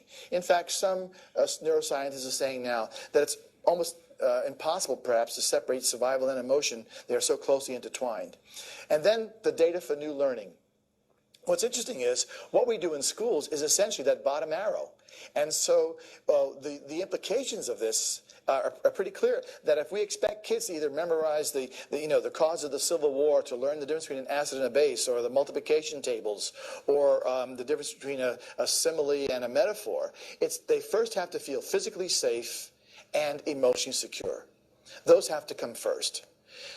What do we mean by physical safety? Well, physical safety refers not only schools being weapons and violence-free, but also refers to the physical safety of the student. Does the student have enough sleep, for example? We're finding more and more high school kids coming to school with sleep deprivation, getting 5 to 6 hours sleep, when in fact their body is more like 8 hours. So that's part of physical safety. Do they have a breakfast? Remember, we said earlier, the brain requires fuel, oxygen, and sugar. And we find some high school kids, they sleep till the last minute, they just get out of bed, throw some clothes on, and then race to school without a breakfast. So they get to school not only physically tired, but also with not enough fuel in the body, and so the natural tendency of the body is to conserve the energy it has, and it tells them to go to sleep. And of course, those of you who are secondary teachers have probably noticed that more and more kids seem to be dozing off in the early hours. So it's important for them to get an adequate breakfast. That's part of physical safety too. What about emotional security? What does that refer to? Remember that the emotional climate of a classroom is established by whom? By the teacher, of course. So emotional security means, is this a place where a student feels welcome in this classroom? Is this a place where the teacher not only can certainly set high expectations, but also gives the message, look, I have those high expectations, but I care about your success, and I will help you get there. So this positive emotional climate is important in the classroom, because not only does it help the student feel welcome, but it sets the stage to improve memory. In fact, part of that limbic system we talked about a few moments ago, the amygdala, its whole job is to encode and remember emotional things that happen to it. So when we have positive emotional climate in the classroom, this increases the chances that kids will remember what happens in the classroom. Well, now that we know something about how the past experiences are sorted out by priority, or how the incoming experiences, rather, are sorted out by priority, the next question we have to ask ourselves is, how does the brain decide what to let in? How does it decide what to drop out? And the answer to that is essentially past experiences. For example, if you hear a police car go by with siren blaring, we may not respond to it consciously, but what happens is that the ear picks up the siren sound, and that siren sound is recorded in the brain stem and in other parts of the brain, and past experiences help tell us that siren sounds are important. So there's a high likelihood then that the information will get past the filter. And you'll probably notice that I use metaphors in the model, and this metaphor is supposed to represent Venetian blinds, kind of like the end view of the slats of Venetian blinds, which are in fact a filter. And so things make it past the filter when past experience says to them it's important to let it in. And so a siren sound is very likely to get let in and make it to the next stop in the process, which I call short-term memory. Now what's interesting is it appears, as we're looking more at the inner workings of the brain, that the brain actually has two temporary memories, not one. Most of us probably learned in EdPsych 101 that the brain had two memories, a temporary memory called short-term memory, and then a permanent one called long-term. We now actually believe that there are two processes involved in temporary memory. The first one I represent by clipboard, because a clipboard's a place where you stick something for a short period of time, and then when you're done with it, you throw it out or you pass it on to someone else. Now, that siren sound we mentioned a few moments ago, it can get inside the brain in a very short period of time. In fact, in thousandths of a second, what we call milliseconds. And so the feedback loop to let it in happens very quickly, and we're still not conscious of it, because this short-term process here works subconsciously. It's a subconscious processor. Subconscious processor. And now let's say over the next few seconds, the siren sound is getting fainter and fainter and fainter. And past experiences then tells us if the siren sound is getting fainter and fainter, it means it's moving away from the individual, probably poses no further threat, and so the likelihood is that the siren sound will go out. Remember, because this is all happening subconsciously. So if I were to, an hour later, ask you, how many of you heard the siren sound? Most of you would say, what siren sound? I didn't hear it, because it was processed subconsciously. Now, some of you might say, oh yes, I heard it. And those of you who say you heard it are telling me either one of two things. Either at that moment in the lesson, that was the most interesting thing going on, or a siren sound has a particular meaning for you. Maybe you remember an act when you hear a siren sound, it reminds you of an accident you might have been in, or maybe there's a fire on your street a week ago and you remember the siren sounds in the middle of the night. But all other things being equal, the siren sound will drop out of the system. And a lot of our processing, by the way, occurs subconsciously. We filter out a lot of information. The clothes on your body, for example, you're not paying attention to the data that gives you. It just goes right out of the body. Right out of the mind, I should say. Now, supposing instead of the siren sound getting fainter and fainter and fainter, it's getting louder and louder and louder. Well, that's a different signal. That's a different message. Past experience then tells us, wow, if the siren sound is getting louder, then it may be coming toward us. So this past experience's feedback loop, which is what is represented by these arrows. In fact, why don't I write that in? That these arrows represent past experiences. This past experience loop is critical. Past experience always affects new learning. And so as the past experience say, hey, if it's getting louder, it's approaching us, then there's a high probability that it will move from a subconscious processor to the conscious processor. In other words, the brain will say, hey, you've got to process this consciously because this could affect your survival.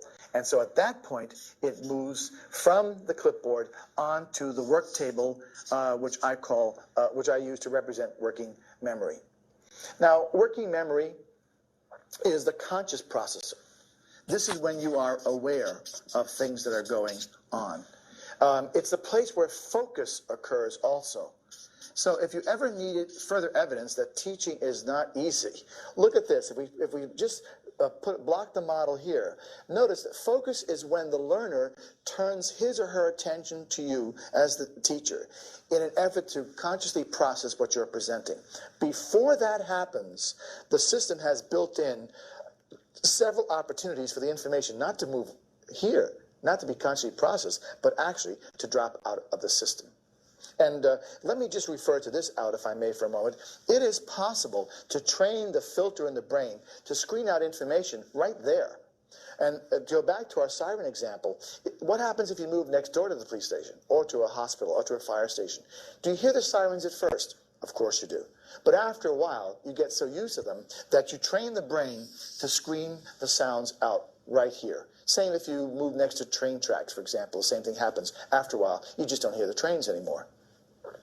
Now, I use a work table to represent working memory, because a work table is a place that has a limited capacity. It's a place where we build things, take things apart. Sometimes we clean it all off and start all over again. And that's a pretty good analogy as to how the working memory works. Now, what's interesting is that the working memory has a limited capacity. There are only so many things that can be on that work table at the same time. And that capacity is age dependent. The capacity goes this way. Between the ages of about 5 and 13, and keep in mind years of age, and please keep in mind that these numbers are all averages.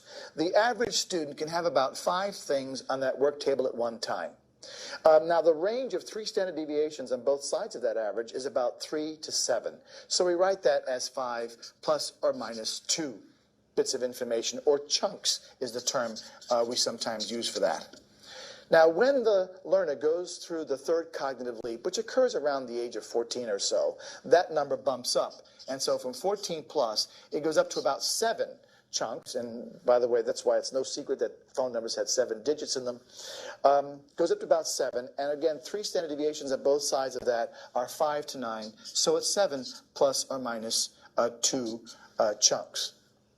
So there is a capacity limit. And the message to that, what's the message of that? The message of that is that less is more. The middle school teacher walks in a classroom and says, we have 8 things to learn today about the Civil War, is already in trouble. Or the high school teacher who walks in and says, we have 14 things to learn today about when to use a comma in punctuation, is already in trouble, because the working memory does have a limited capacity. A teacher who understands this then makes sure that he or she plans for that capacity limits when presenting information.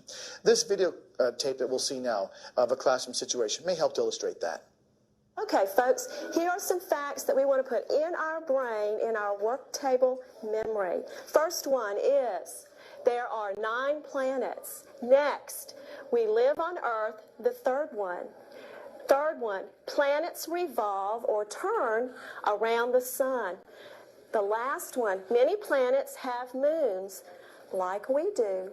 Which fact up here tells us how many planets there are? Tiffany, would you show me which fact tells us how many planets there are? That is right. How many planets are there, Tiffany? 9. That's right, there are 9 planets. Which fact tells us how the planets revolve? What do the planets revolve around?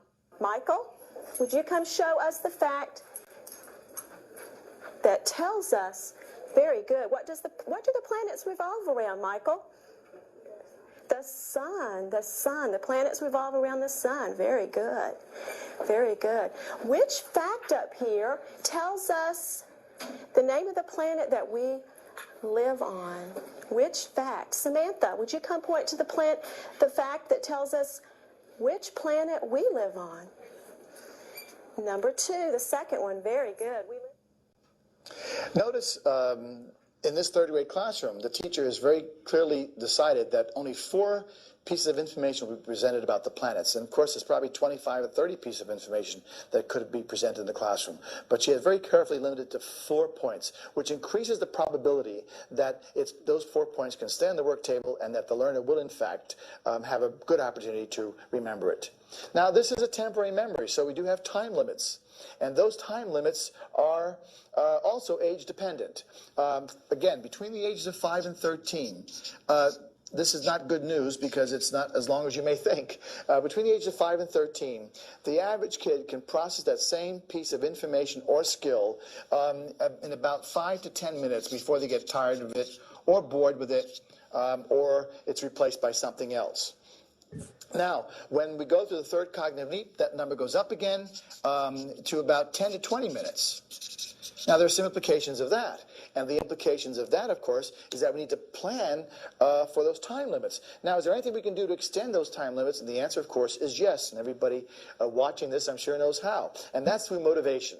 If a learner is motivated about something, there's a higher probability that those numbers can be moved out because they're interested and they want to stay with it. But what if the learner isn't motivated in the classroom? Then, of course, we have to plan for those time limits. And you can see in both cases then, less is better here, shorter is better here. So by keeping that in mind, using shorter lessons, if you have a 40-minute block, better to do 2 20-minute lessons than to do one 40-minute lesson. Now, as the learning episode comes to a close, remember this is a temporary memory. The stuff that's here can go either one of two places. Either it can get stored, and of course long-term storage I have represented by the metaphor of file cabinets, or it can go out. And by the way, the notion that the brain remembers everything that it ever encountered in its life, we no longer adhere to. In fact, if anything, the brain is a much better screener and filter than we ever thought.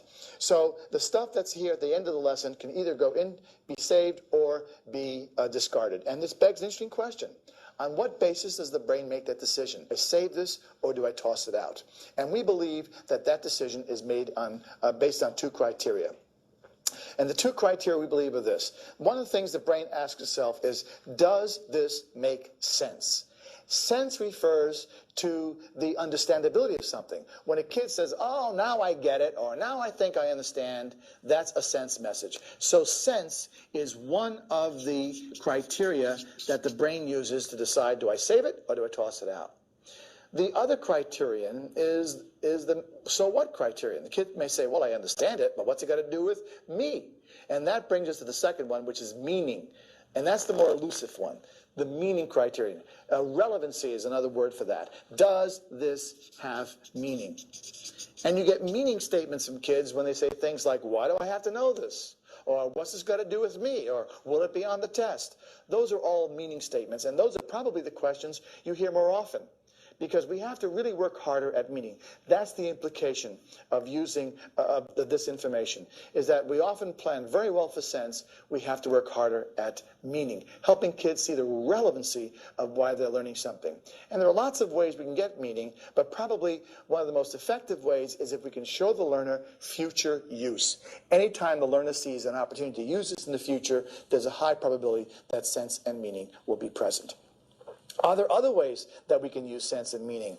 And of course, a common strategy called closure is a good way to help students find a sense and meaning. Now, what do we mean by closure?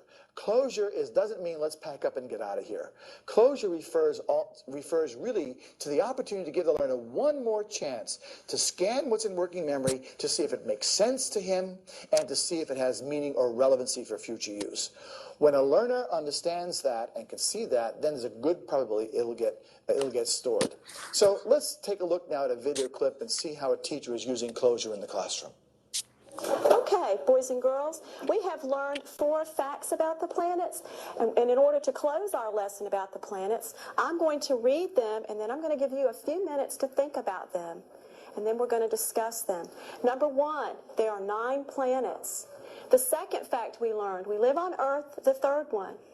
The next fact, planets revolve around the sun. The last one, many planets have moons like we do. I'll give you just a few minutes. I want you to read through the facts, and I want you to think about what we have learned. Then I'm going to ask you a few questions.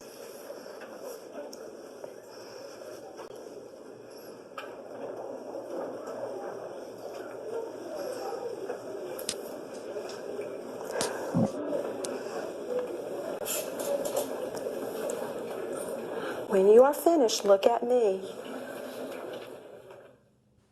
Notice here in this classroom situation, the teacher is giving the students the opportunity to quietly process for themselves what has been learned.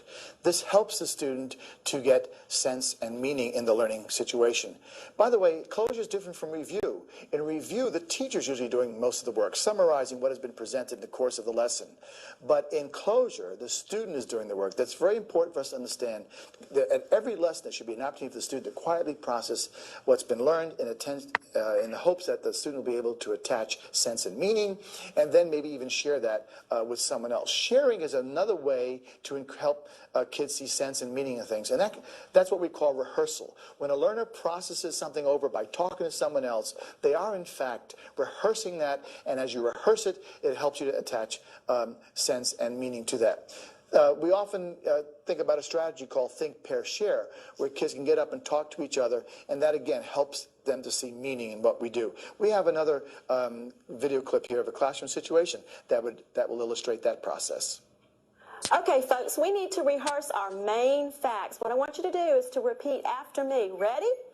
There are 9 planets. There are 9 planets. Second one, we live on Earth. The third one. We live on Earth, the third one. Next, planets revolve around the sun. The planets revolve around the sun. The last one, many planets have moons like we do. Many planets have moons like we do. Super job, super job. Here, the teacher is using auditory rehearsal to help the students hear themselves say the points that they have learned in the lesson. Rehearsal of any type is very helpful in helping kids establish sense and meaning to the learning process. Well, now, what is this telling us? Well, it's pretty clear that if the learning episode comes to a close and the learner sees no sense and no meaning, then there's a very high probability that there will be no storage. In fact, as the learner gets up and walks out of the classroom, or we change to something else, there's a good chance it's going to be gone. On the other hand, if the learner sees sense or meaning, then the chance of retention goes from moderate to high, if more meaning is present or more sense is present.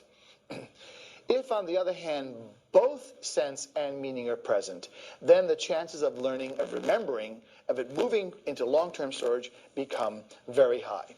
And so the bottom line here is a reminder that strive not just for sense, but for meaning. And if that occurs, there's a good probability that instead of it going out of the system, it will in fact be stored into the long-term storage sites. Now, how much capacity do we have here? For all practical purposes, it's functionally unlimited. So, students can't use the excuse, "May I leave? My brain's full." Actually, it's functionally unlimited. Well, then what's forgetting? How long will things stay there? Well, our notion of forgetting has changed too. We really believe that when we lose a thought or lose a memory that's been in there for a long time, it's not because that the memory the site has deteriorated. That can happen, of course, but it's more likely because we've lost the pathway to it. So for most of us, for practical purposes, when a student remembers something into long-term storage as a result of what we do in teachers, for most practical purposes, it is there forever or until death, whichever comes first.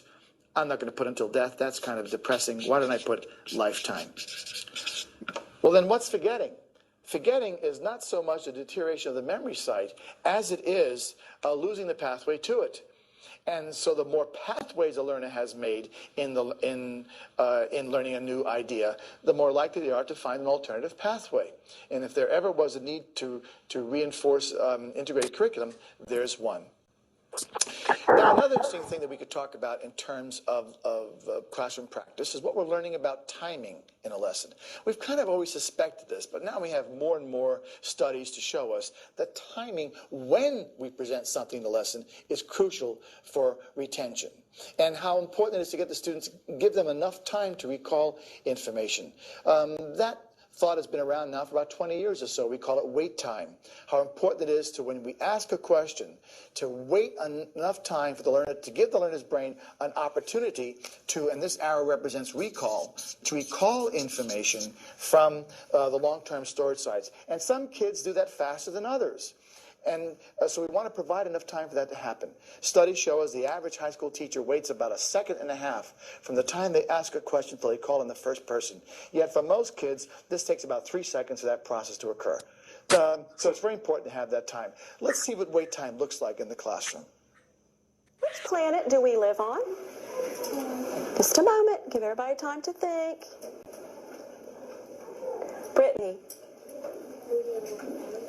I can't hear you. Can you say that again?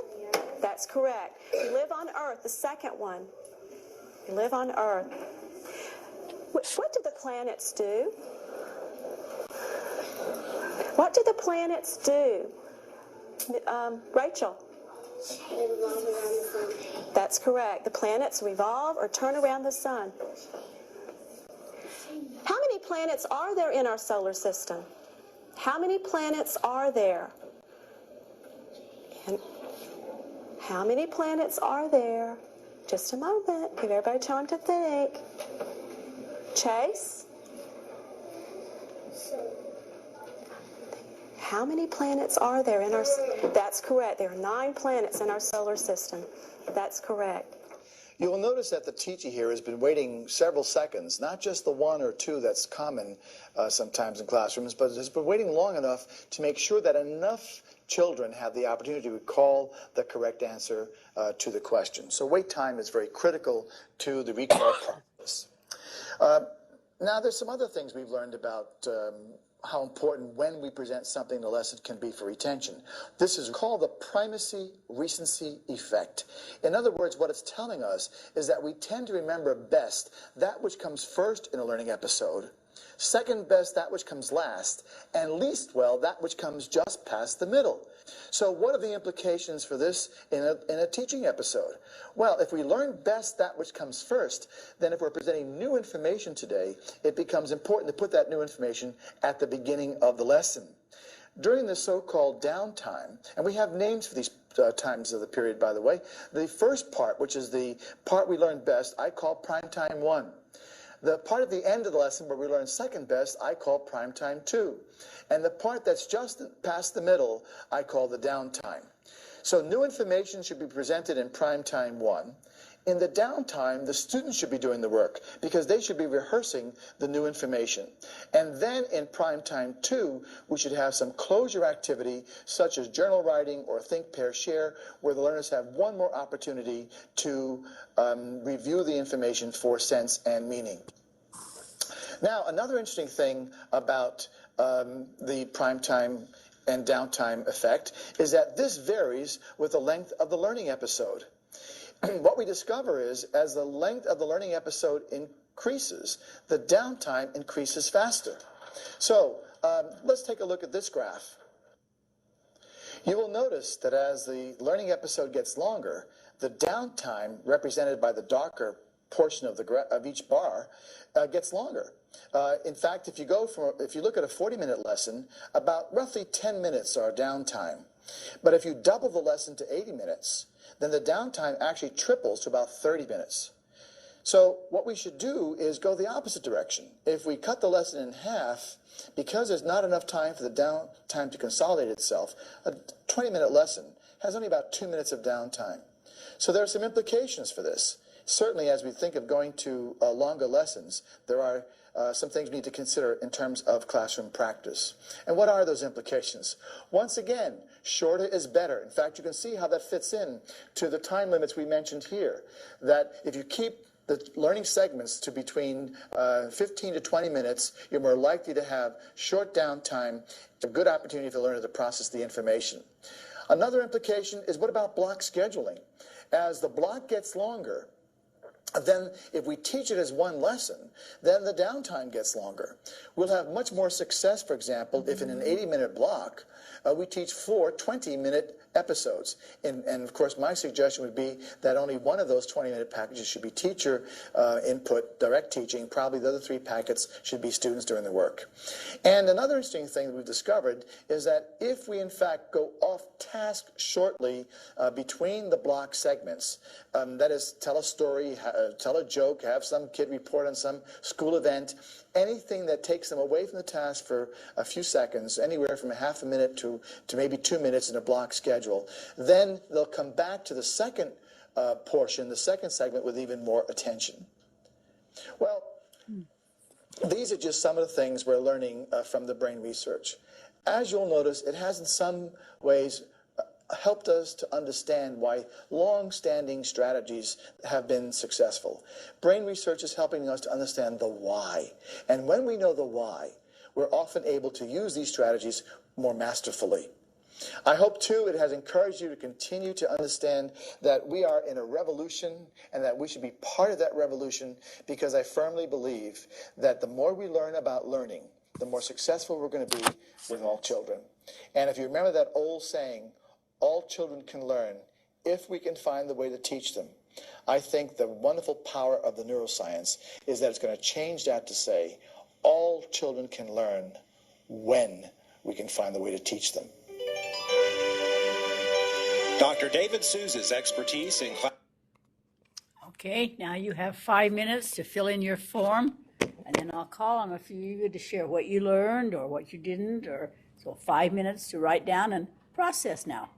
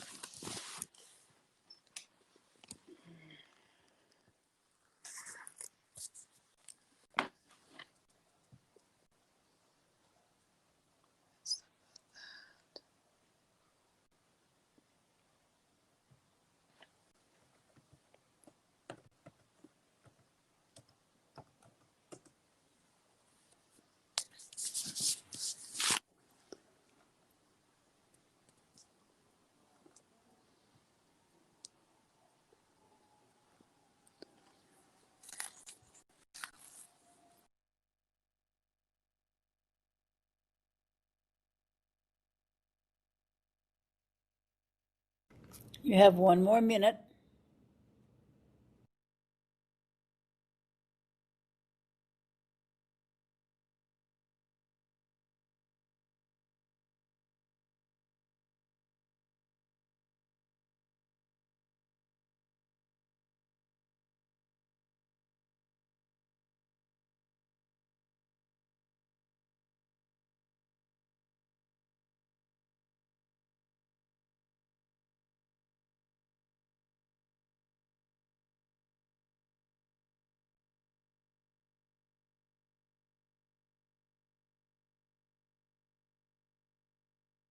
Okay, Lauren, can we call on you, Lauren? Did you make it to your class, Lauren? Lauren, are you there?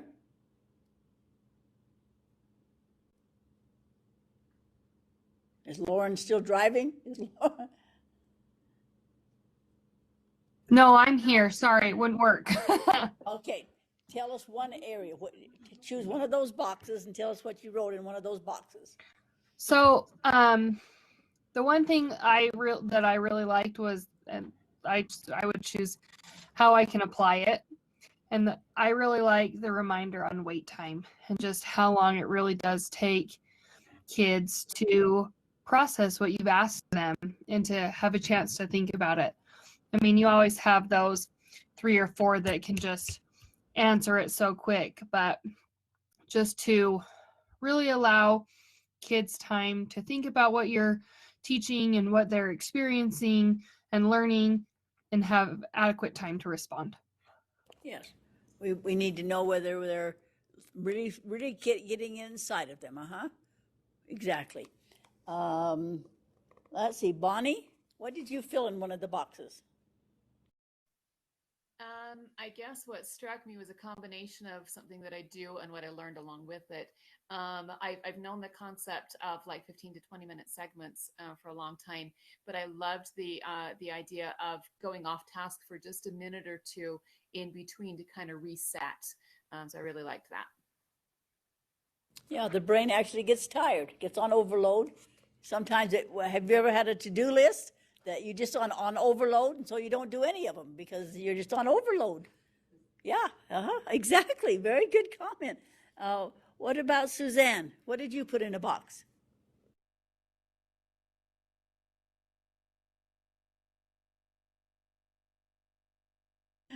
Suzanne, are you there? Did we lose Suzanne? Maybe. So we're going to ask Laura. Laura's sitting here. She gets picked on. Which box did you fill in? I have a surprise. One that surprised me. Okay. Was that there's a 25% increase in memory with something in color. Like if you have for a purpose. Things. Color for a purpose. Yeah. So that's. Yep. Color for a purpose. Every time they're red, what does it mean? It means I need it done today, or, color for a purpose. Okay, I'll give anybody else a chance now that would like to. Anybody wants to speak up and tell us what's in their boxes? I have one. Okay, go ahead, please. Well, I want to know about the questions I still have. So I wanted to know what to do with some students who have really slow recall, like that they're very slow processing. So how I could teach them or get those pathways moving faster. Anybody have a suggestion for her? How do you get them to process faster? Do you process faster on certain things, Nicole? I was thinking, I can make a comment. Go ahead. I was thinking about, I had that question also. How am I going to teach these kids to process quietly in their heads? And I think modeling is a good way to do it. Thinking aloud how you would process it, and then maybe even allowing them to repeat it verbally, and then they can transition to doing it in their head. Maybe we process out loud and then we process in our head. Right. I've seen them have them draw a picture of what you're thinking about, because some of them can do that, or sing it. I heard little boys singing about one. Do you remember when we learned top down and bottom up? We tried to learn a song to Farmer in the Dale, the top down model, the top down model. Remember that? I don't sing very well, so I'm not going to sing it again. But yeah, then that runs through your mind, or have them talk to somebody else. And some people are going to be slow processors, and then you have to have experience. You have to have experience. Don't expect. I have an article for you that's fluent reading is not, or fast reading is not fluent reading. So, it doesn't matter how fast you can read. I learned that in that Evelyn Wood thing. She wanted me to take a reading test. I could read faster than she could do it. So it's not always the best thing. So we need to have process, and we need to teach them. Anybody else want to speak up before we take our break? Louise, in regards Go to ahead. the processing, one of the things that our Tier 1 reading has taught us that we need to let students know that it's okay to repeat something that has already been answered, because most of the time, and it kind of connects to the Prime 1 and the Prime 2 that was shared in the video, is that most of the answers that students share are coming from the first or the last thing that was taught. And so when another student answers, it jogs the memories of those slow learners. And so we just allow them to repeat those things that were already said in those previous answers, and that helps to build their confidence as well. Anybody else? Louise, I think one more way Go that ahead. can help kids process is to make multiple connections to that prior knowledge, and making those connections as many as possible, that can give them multiple routes for recalling. And that's where that culture comes in. Some people, the parents have taken them everywhere. They've seen things. My little grandson, he's been all over the world, and they were in fourth grade. They were talking about the Great Wall of China, and he says, "Yeah, I walked on it." And he's the only one in the class that had been to the Great Wall of China. I mean, we can't always do these experiences, but they're in the foreign service, and they've been to all these countries, and they can tell you things that I didn't know about. So experiences, trying to fill in their background. Anybody else? All right, let's take our 10-minute break because we need to move our body around now and have drinks and air and exercise. So see you in 10 minutes.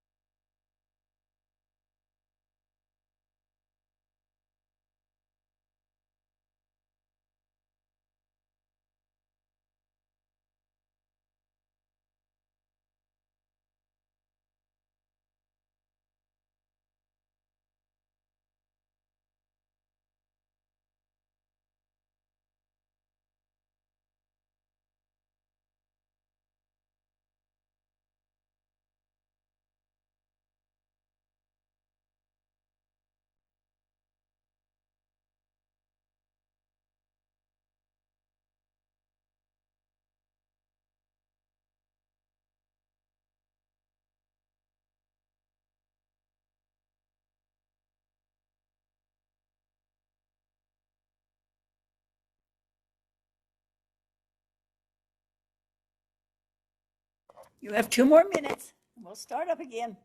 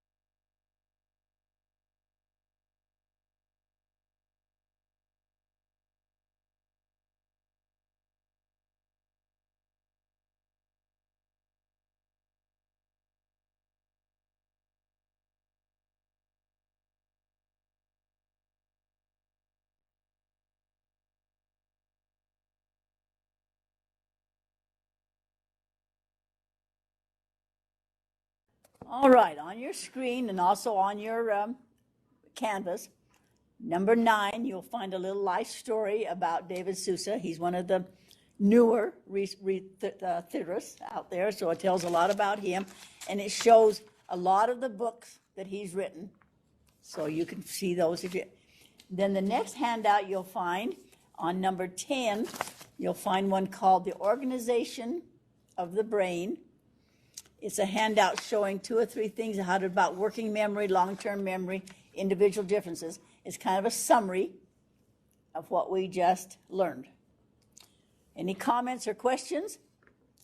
I also did that at the first of the class instead of the last of the class. Usually we do the chapters first, but tonight we did that first because we learned from that what you have at the first and last, you remember more than what you learn in the middle.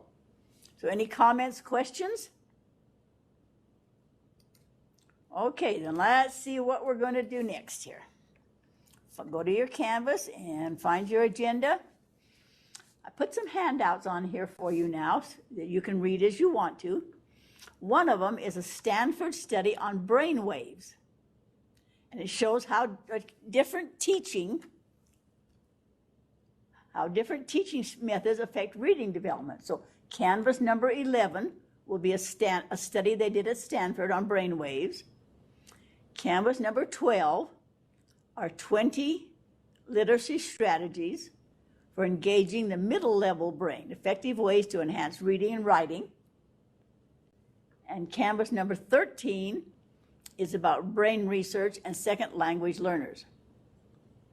So that's for you to have, if you're interested later. The other person we're going to look at tonight, other than David Sousa, is this man named Jorge Lozanova. And he's the one that came up with Suggestopedia. Has anybody ever heard Suggestopedia? Okay, then you'll get a big kick out of his article. What is Suggestopedia? The physical surroundings and the atmosphere in the classroom are the vital factors to make sure the students feel comfortable and confident.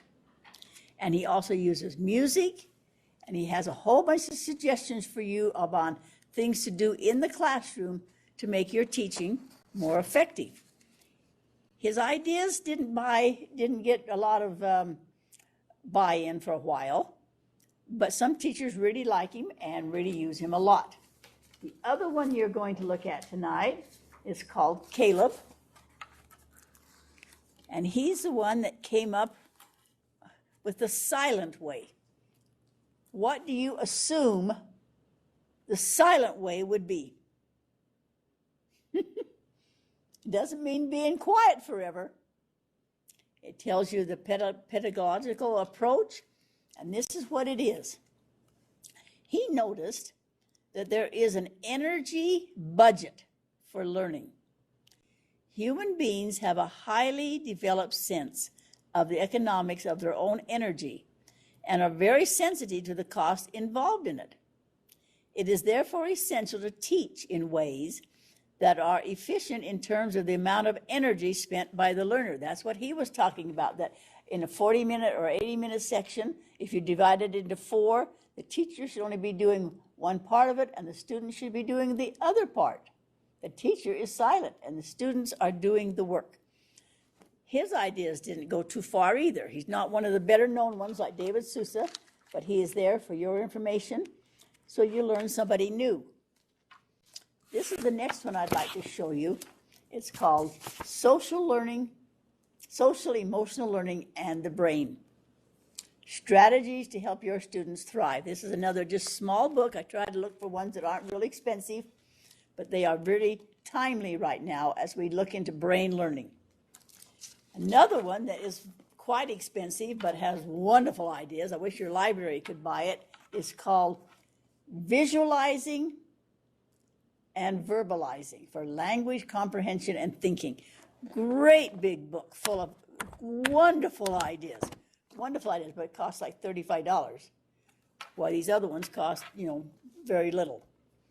So anyway, those are 2 more ideas that I had for you. Okay, now we need to look at our chapters.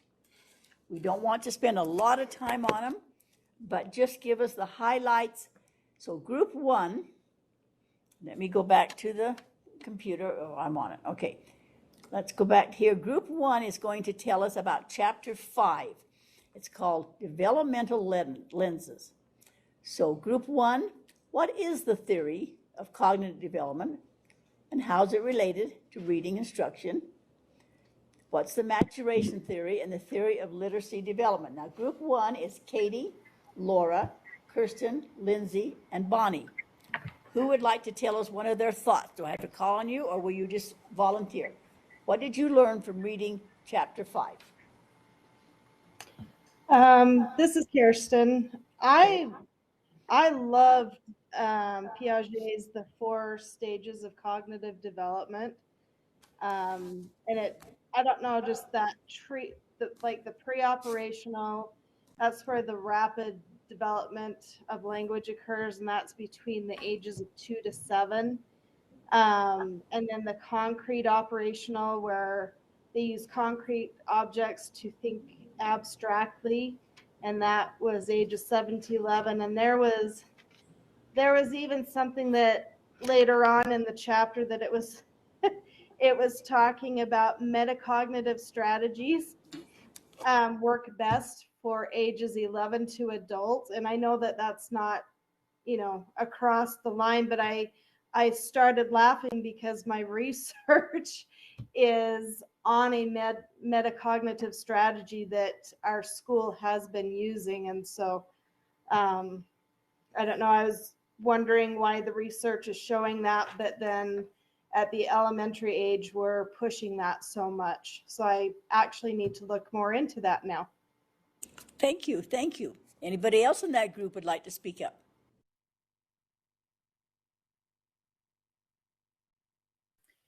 I could address the maturation theory. Thank you. I've heard of this one before, and kind of like they've said, a lot of it has been maybe proven inaccurate, and I would kind of agree with that. But nevertheless, the theory is that that as kids mature, they come to a point where they're ready for literacy learning, and that age was set at 6.5 years of age, and that you shouldn't teach literacy or attempt to teach literacy at home or school prior to that age. And that you might actually harm the child in their learning if you did so. And some of the other theories, that we'll get into, obviously, kind of disprove that yes, there can be an optimal age where they learn more quickly, But obviously they have to have, like, as we get into the emergent literacy and that later, you have to have some of that primary stuff. But that's the maturation theory, is that you don't do it until they're ready, and they're not ready until that certain stage. Laura. Okay, I can.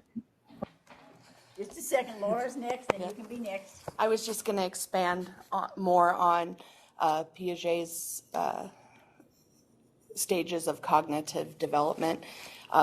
It said that teachers need to understand it so that they can make lessons that are developmentally appropriate and activities that are developmentally appropriate for those different stages. And in relation to the development of reading skills, research indicates improvements in comprehension, word attack, and vocabulary are positively associated with his stages of development. Very good. Very good. Thank you. The next person that wanted to speak up, go ahead. Okay, this is Katie. I've got the theory of literacy development, and what this theory is natural development, and that it should be answer models for their. And You're cutting out, Katie. We can't hear you. We're getting every other word. They need to be read to. Are my? Yeah, your mic's cutting out. Okay, can you hear me now? Yes, better. My children are all on devices. We'll see how high or how the internet all handles all of that demand. They're all watching a movie. So the I do, we do, you do model, it says they need to be read to and they need to collaborate with. And then the third process is practice. And like I said, it reminded me very much of the I do, we do, and you do model. But that one of the hallmarks of it is to create a literature-rich classroom. Very good. Anyone else want to speak up? Okay, let's go to group 2. Group 2, what are the stage models of reading? What's emergent literacy? What's family literacy? Who in group 2 would like to speak up first? Go ahead. Go ahead.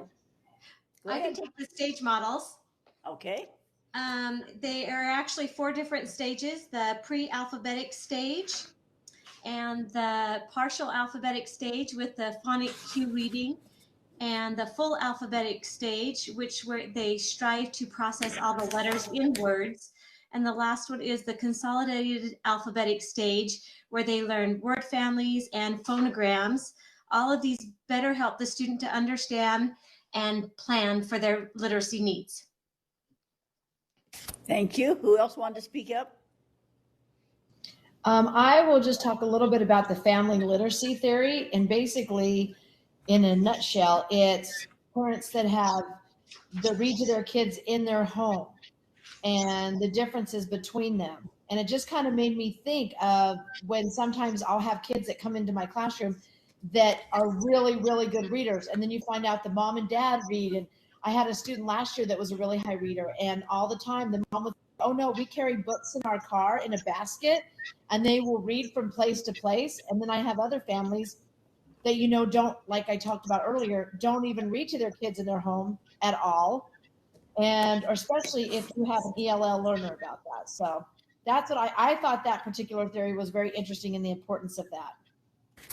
Thank you. Anyone else want to speak up on that one? Okay, we'll go to group 3 then. They're going to do chapter 6 called Physiological Lenses.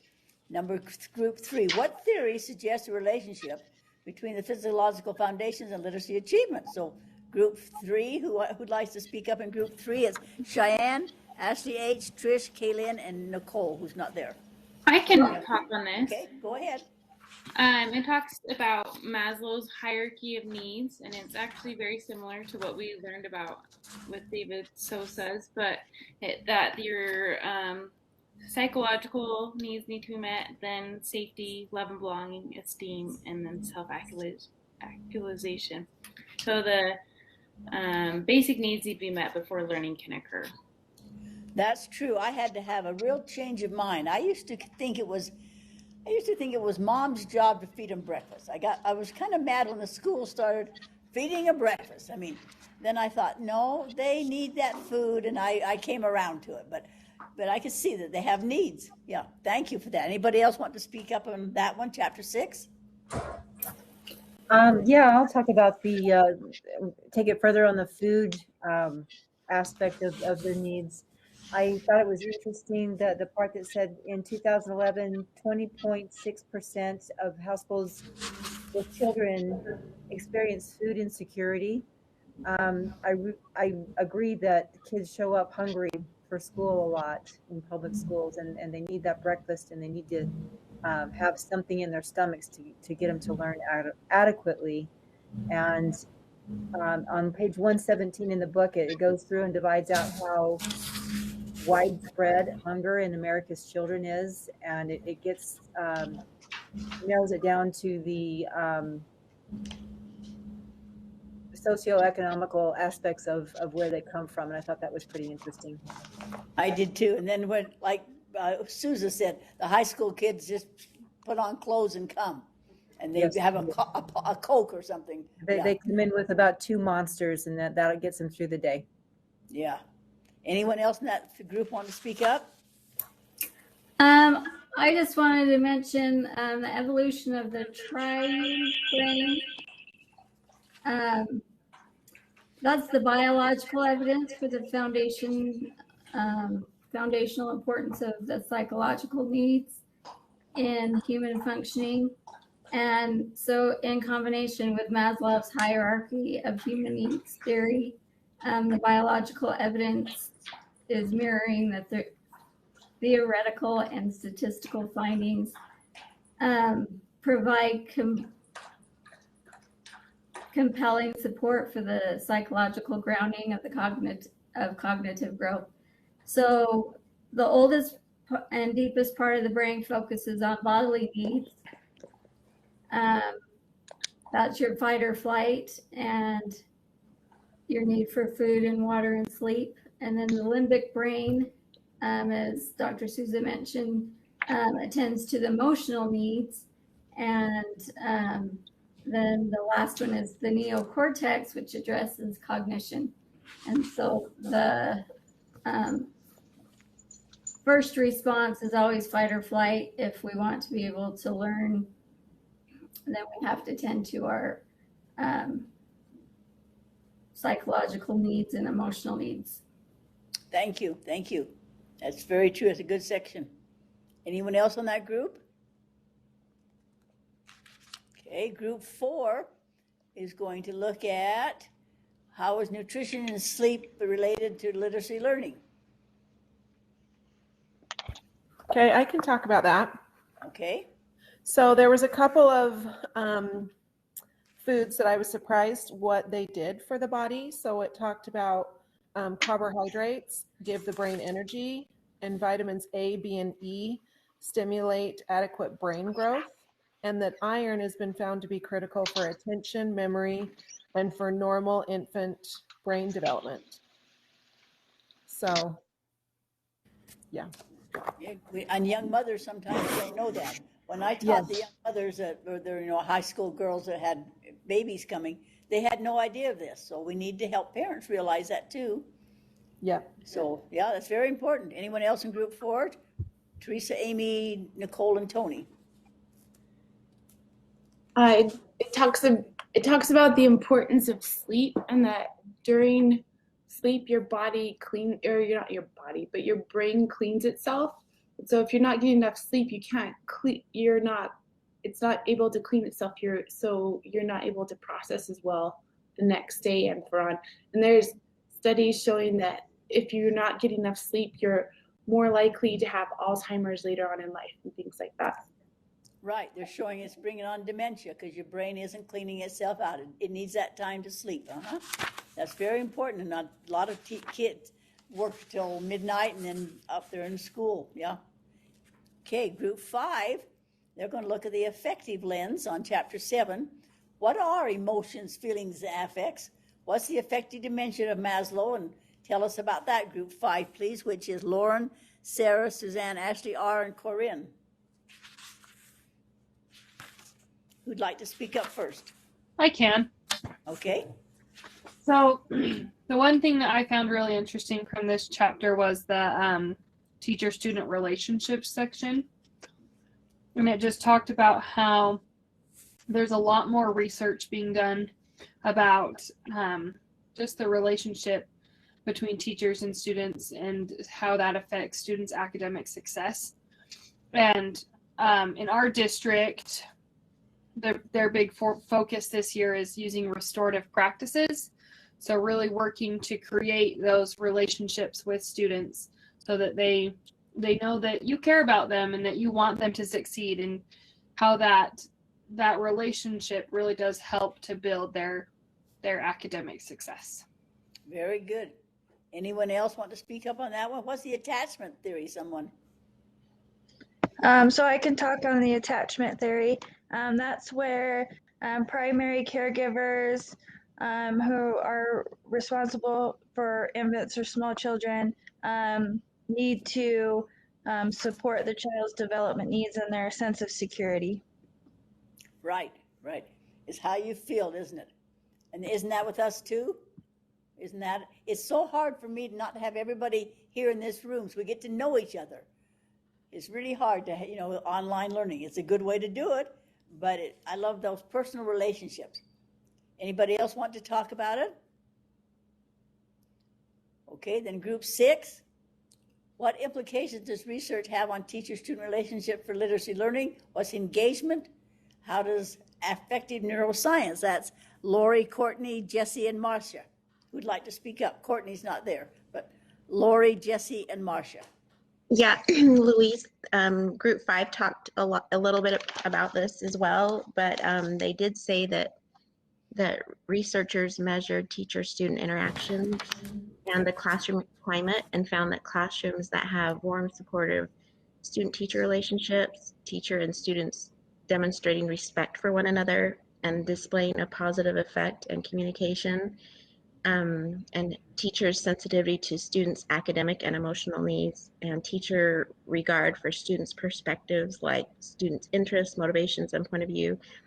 When they had those classrooms have repeatedly and statistically higher academic outcomes. So yeah. Isn't that amazing? They can have higher academic outcomes, that attachment. I belong here. My teacher loves me, is helping me, believes in me. Yeah, that's so important. Anybody else in that group want to speak up to it? Teacher-student relationship. Go ahead. I was just going to skip down to the engagement theory. The readers that are engaged, they're motivated to read and read frequently. And the engaged readers are social and talk about what they're reading a lot with their friends. And then highly engaged students read 8 times more than disengaged students on a scale that measured frequently the time spent and the breadth of materials. So engagement is kind of a breaker there. If they're engaged, they're going to read more. If they're not going to. Exactly. Great. And take time now to look at your classroom applications, and maybe things in there and the activities that they give to you. There's some good things in all 3 of these lessons. The developmental lenses, we don't have as much control over as they develop, but we can help them. And the physiological and the affective lenses, there are things we can do. And then I put some handouts on. Remember, andragogy says that if you're interested and need that information, then you'll be interested and it will help you. Number 16 is when older students can't read. Number 17 is what is the affective domain. And then number 18 is the affective domain explained. And then the affective filter. And in the classroom, measuring attitude toward reading. They say that's one of the things that's stopping a lot of adults from taking adult literacy classes, because they have an attitude, I don't need to read, I'm doing fine, I don't like reading, reading's never been fun. And sometimes that shows up in our students too, an attitude toward reading, if they really like it and teacher really likes it. And so there's another article. There's one called Comprehension Strategies. There's a fun one for you. Number 22 is want to raise a high-achieving kid? Gives you some help with your own kids at home. And then whole language. A lady asked, I need one more handout on whole language. I've never heard about it. She's only been teaching 3 years in our class tonight. So there are some handouts there for you. All right, now next week is class 5. And thank you. Some people have offered to give their review, because it says here how literacy changed over the years. We can only take this SUU wanted us to take 5 to 8 minutes, but they didn't realize we have 28 students in our classes. So if we could keep it to 3 or 4, please. But Nicole F. and Andrea and Kayleen and Kristen and Amy and Brindy and Tammy said they will do their report on how literacy has changed next week. So then the rest of us can do it class 6. Any comments or questions on that?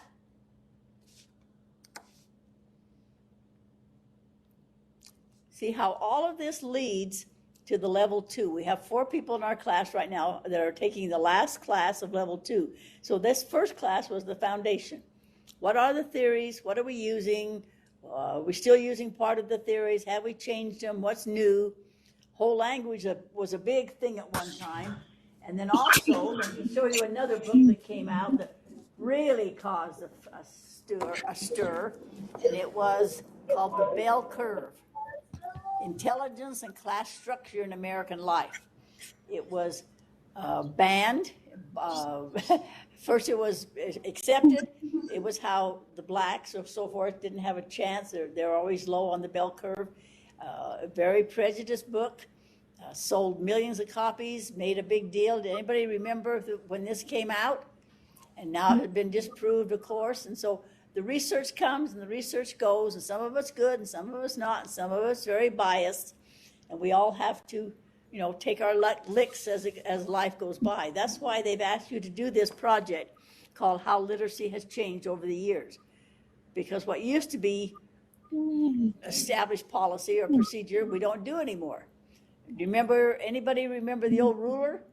And if you didn't read, you bend over and got 2 swats on the back, on the bottom. Thank heavens I wasn't that old. But there's lots of things that have changed. And so some of this is good research. Another one that came out that's been really effective, James Crawford and Stephen Krashen decided to look at English learners in American classrooms. They wrote 100 questions and 100 answers. If you have a lot of ESL students in your classes that come out by Scholastic, it's a very practical, good book of what do you do when you're not quite sure what to do. I mean, how do you help everybody have the same privilege in languages? And there's not a lot we can do sometimes. So anyway, you have some good news now. They need to have this room cleaned by 7:30. So we're going to end tonight. We get to end early because they're doing something with the system. I don't know, all this stuff in the ceiling that you and I can see, they're going to do something with it. I don't know what. They said if we couldn't leave by 7:30, they'd have to come really early in the morning. So I told them we'd be glad to go home by 7:30. Anybody against that? Okay, then for next week then is class 5, and we will do the next chapter and have people report. Start working on your final ones because we only have 2 more to go. Any other comments, questions, suggestions? We're going to have a lot of experts next week. We're going to look at James Banks. Oh, let me put it back over here so you can see that. The experts for next week are James Banks, James Cummings, Linda Rosenblatt, you heard a little bit about her, James Bruner, Jane Exavera, Ron Rohack, A. Shamalot, James Crawford, David and Yvonne Freeman. So please read chapter 8, called Social Learning, and 9, Cognitive Processing Lenses. Any comments or questions? Okay, I have one. Okay, go Maybe ahead. You already talked about this. What's our time limit for next week on our presentation? Probably no more than 3 to 4 minutes. Okay. It was set up to be 5 to 8, but there's so many of us in class. If you could please limit it to 3 or 4, that would give everybody a chance without running us over. Any other comments? Okay, then enjoy your night. It's only 7:30. Thank you for coming tonight, and I hope you learned something new. Good night. Go ahead. Thank you. Good night. Thank you, Louise.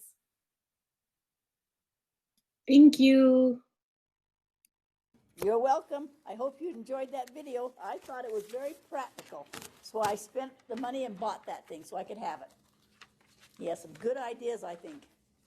Thank you. Good night. And thank you to everybody else for your comments too. I really appreciate being able to hear other people's insights. It's wonderful. Thank you.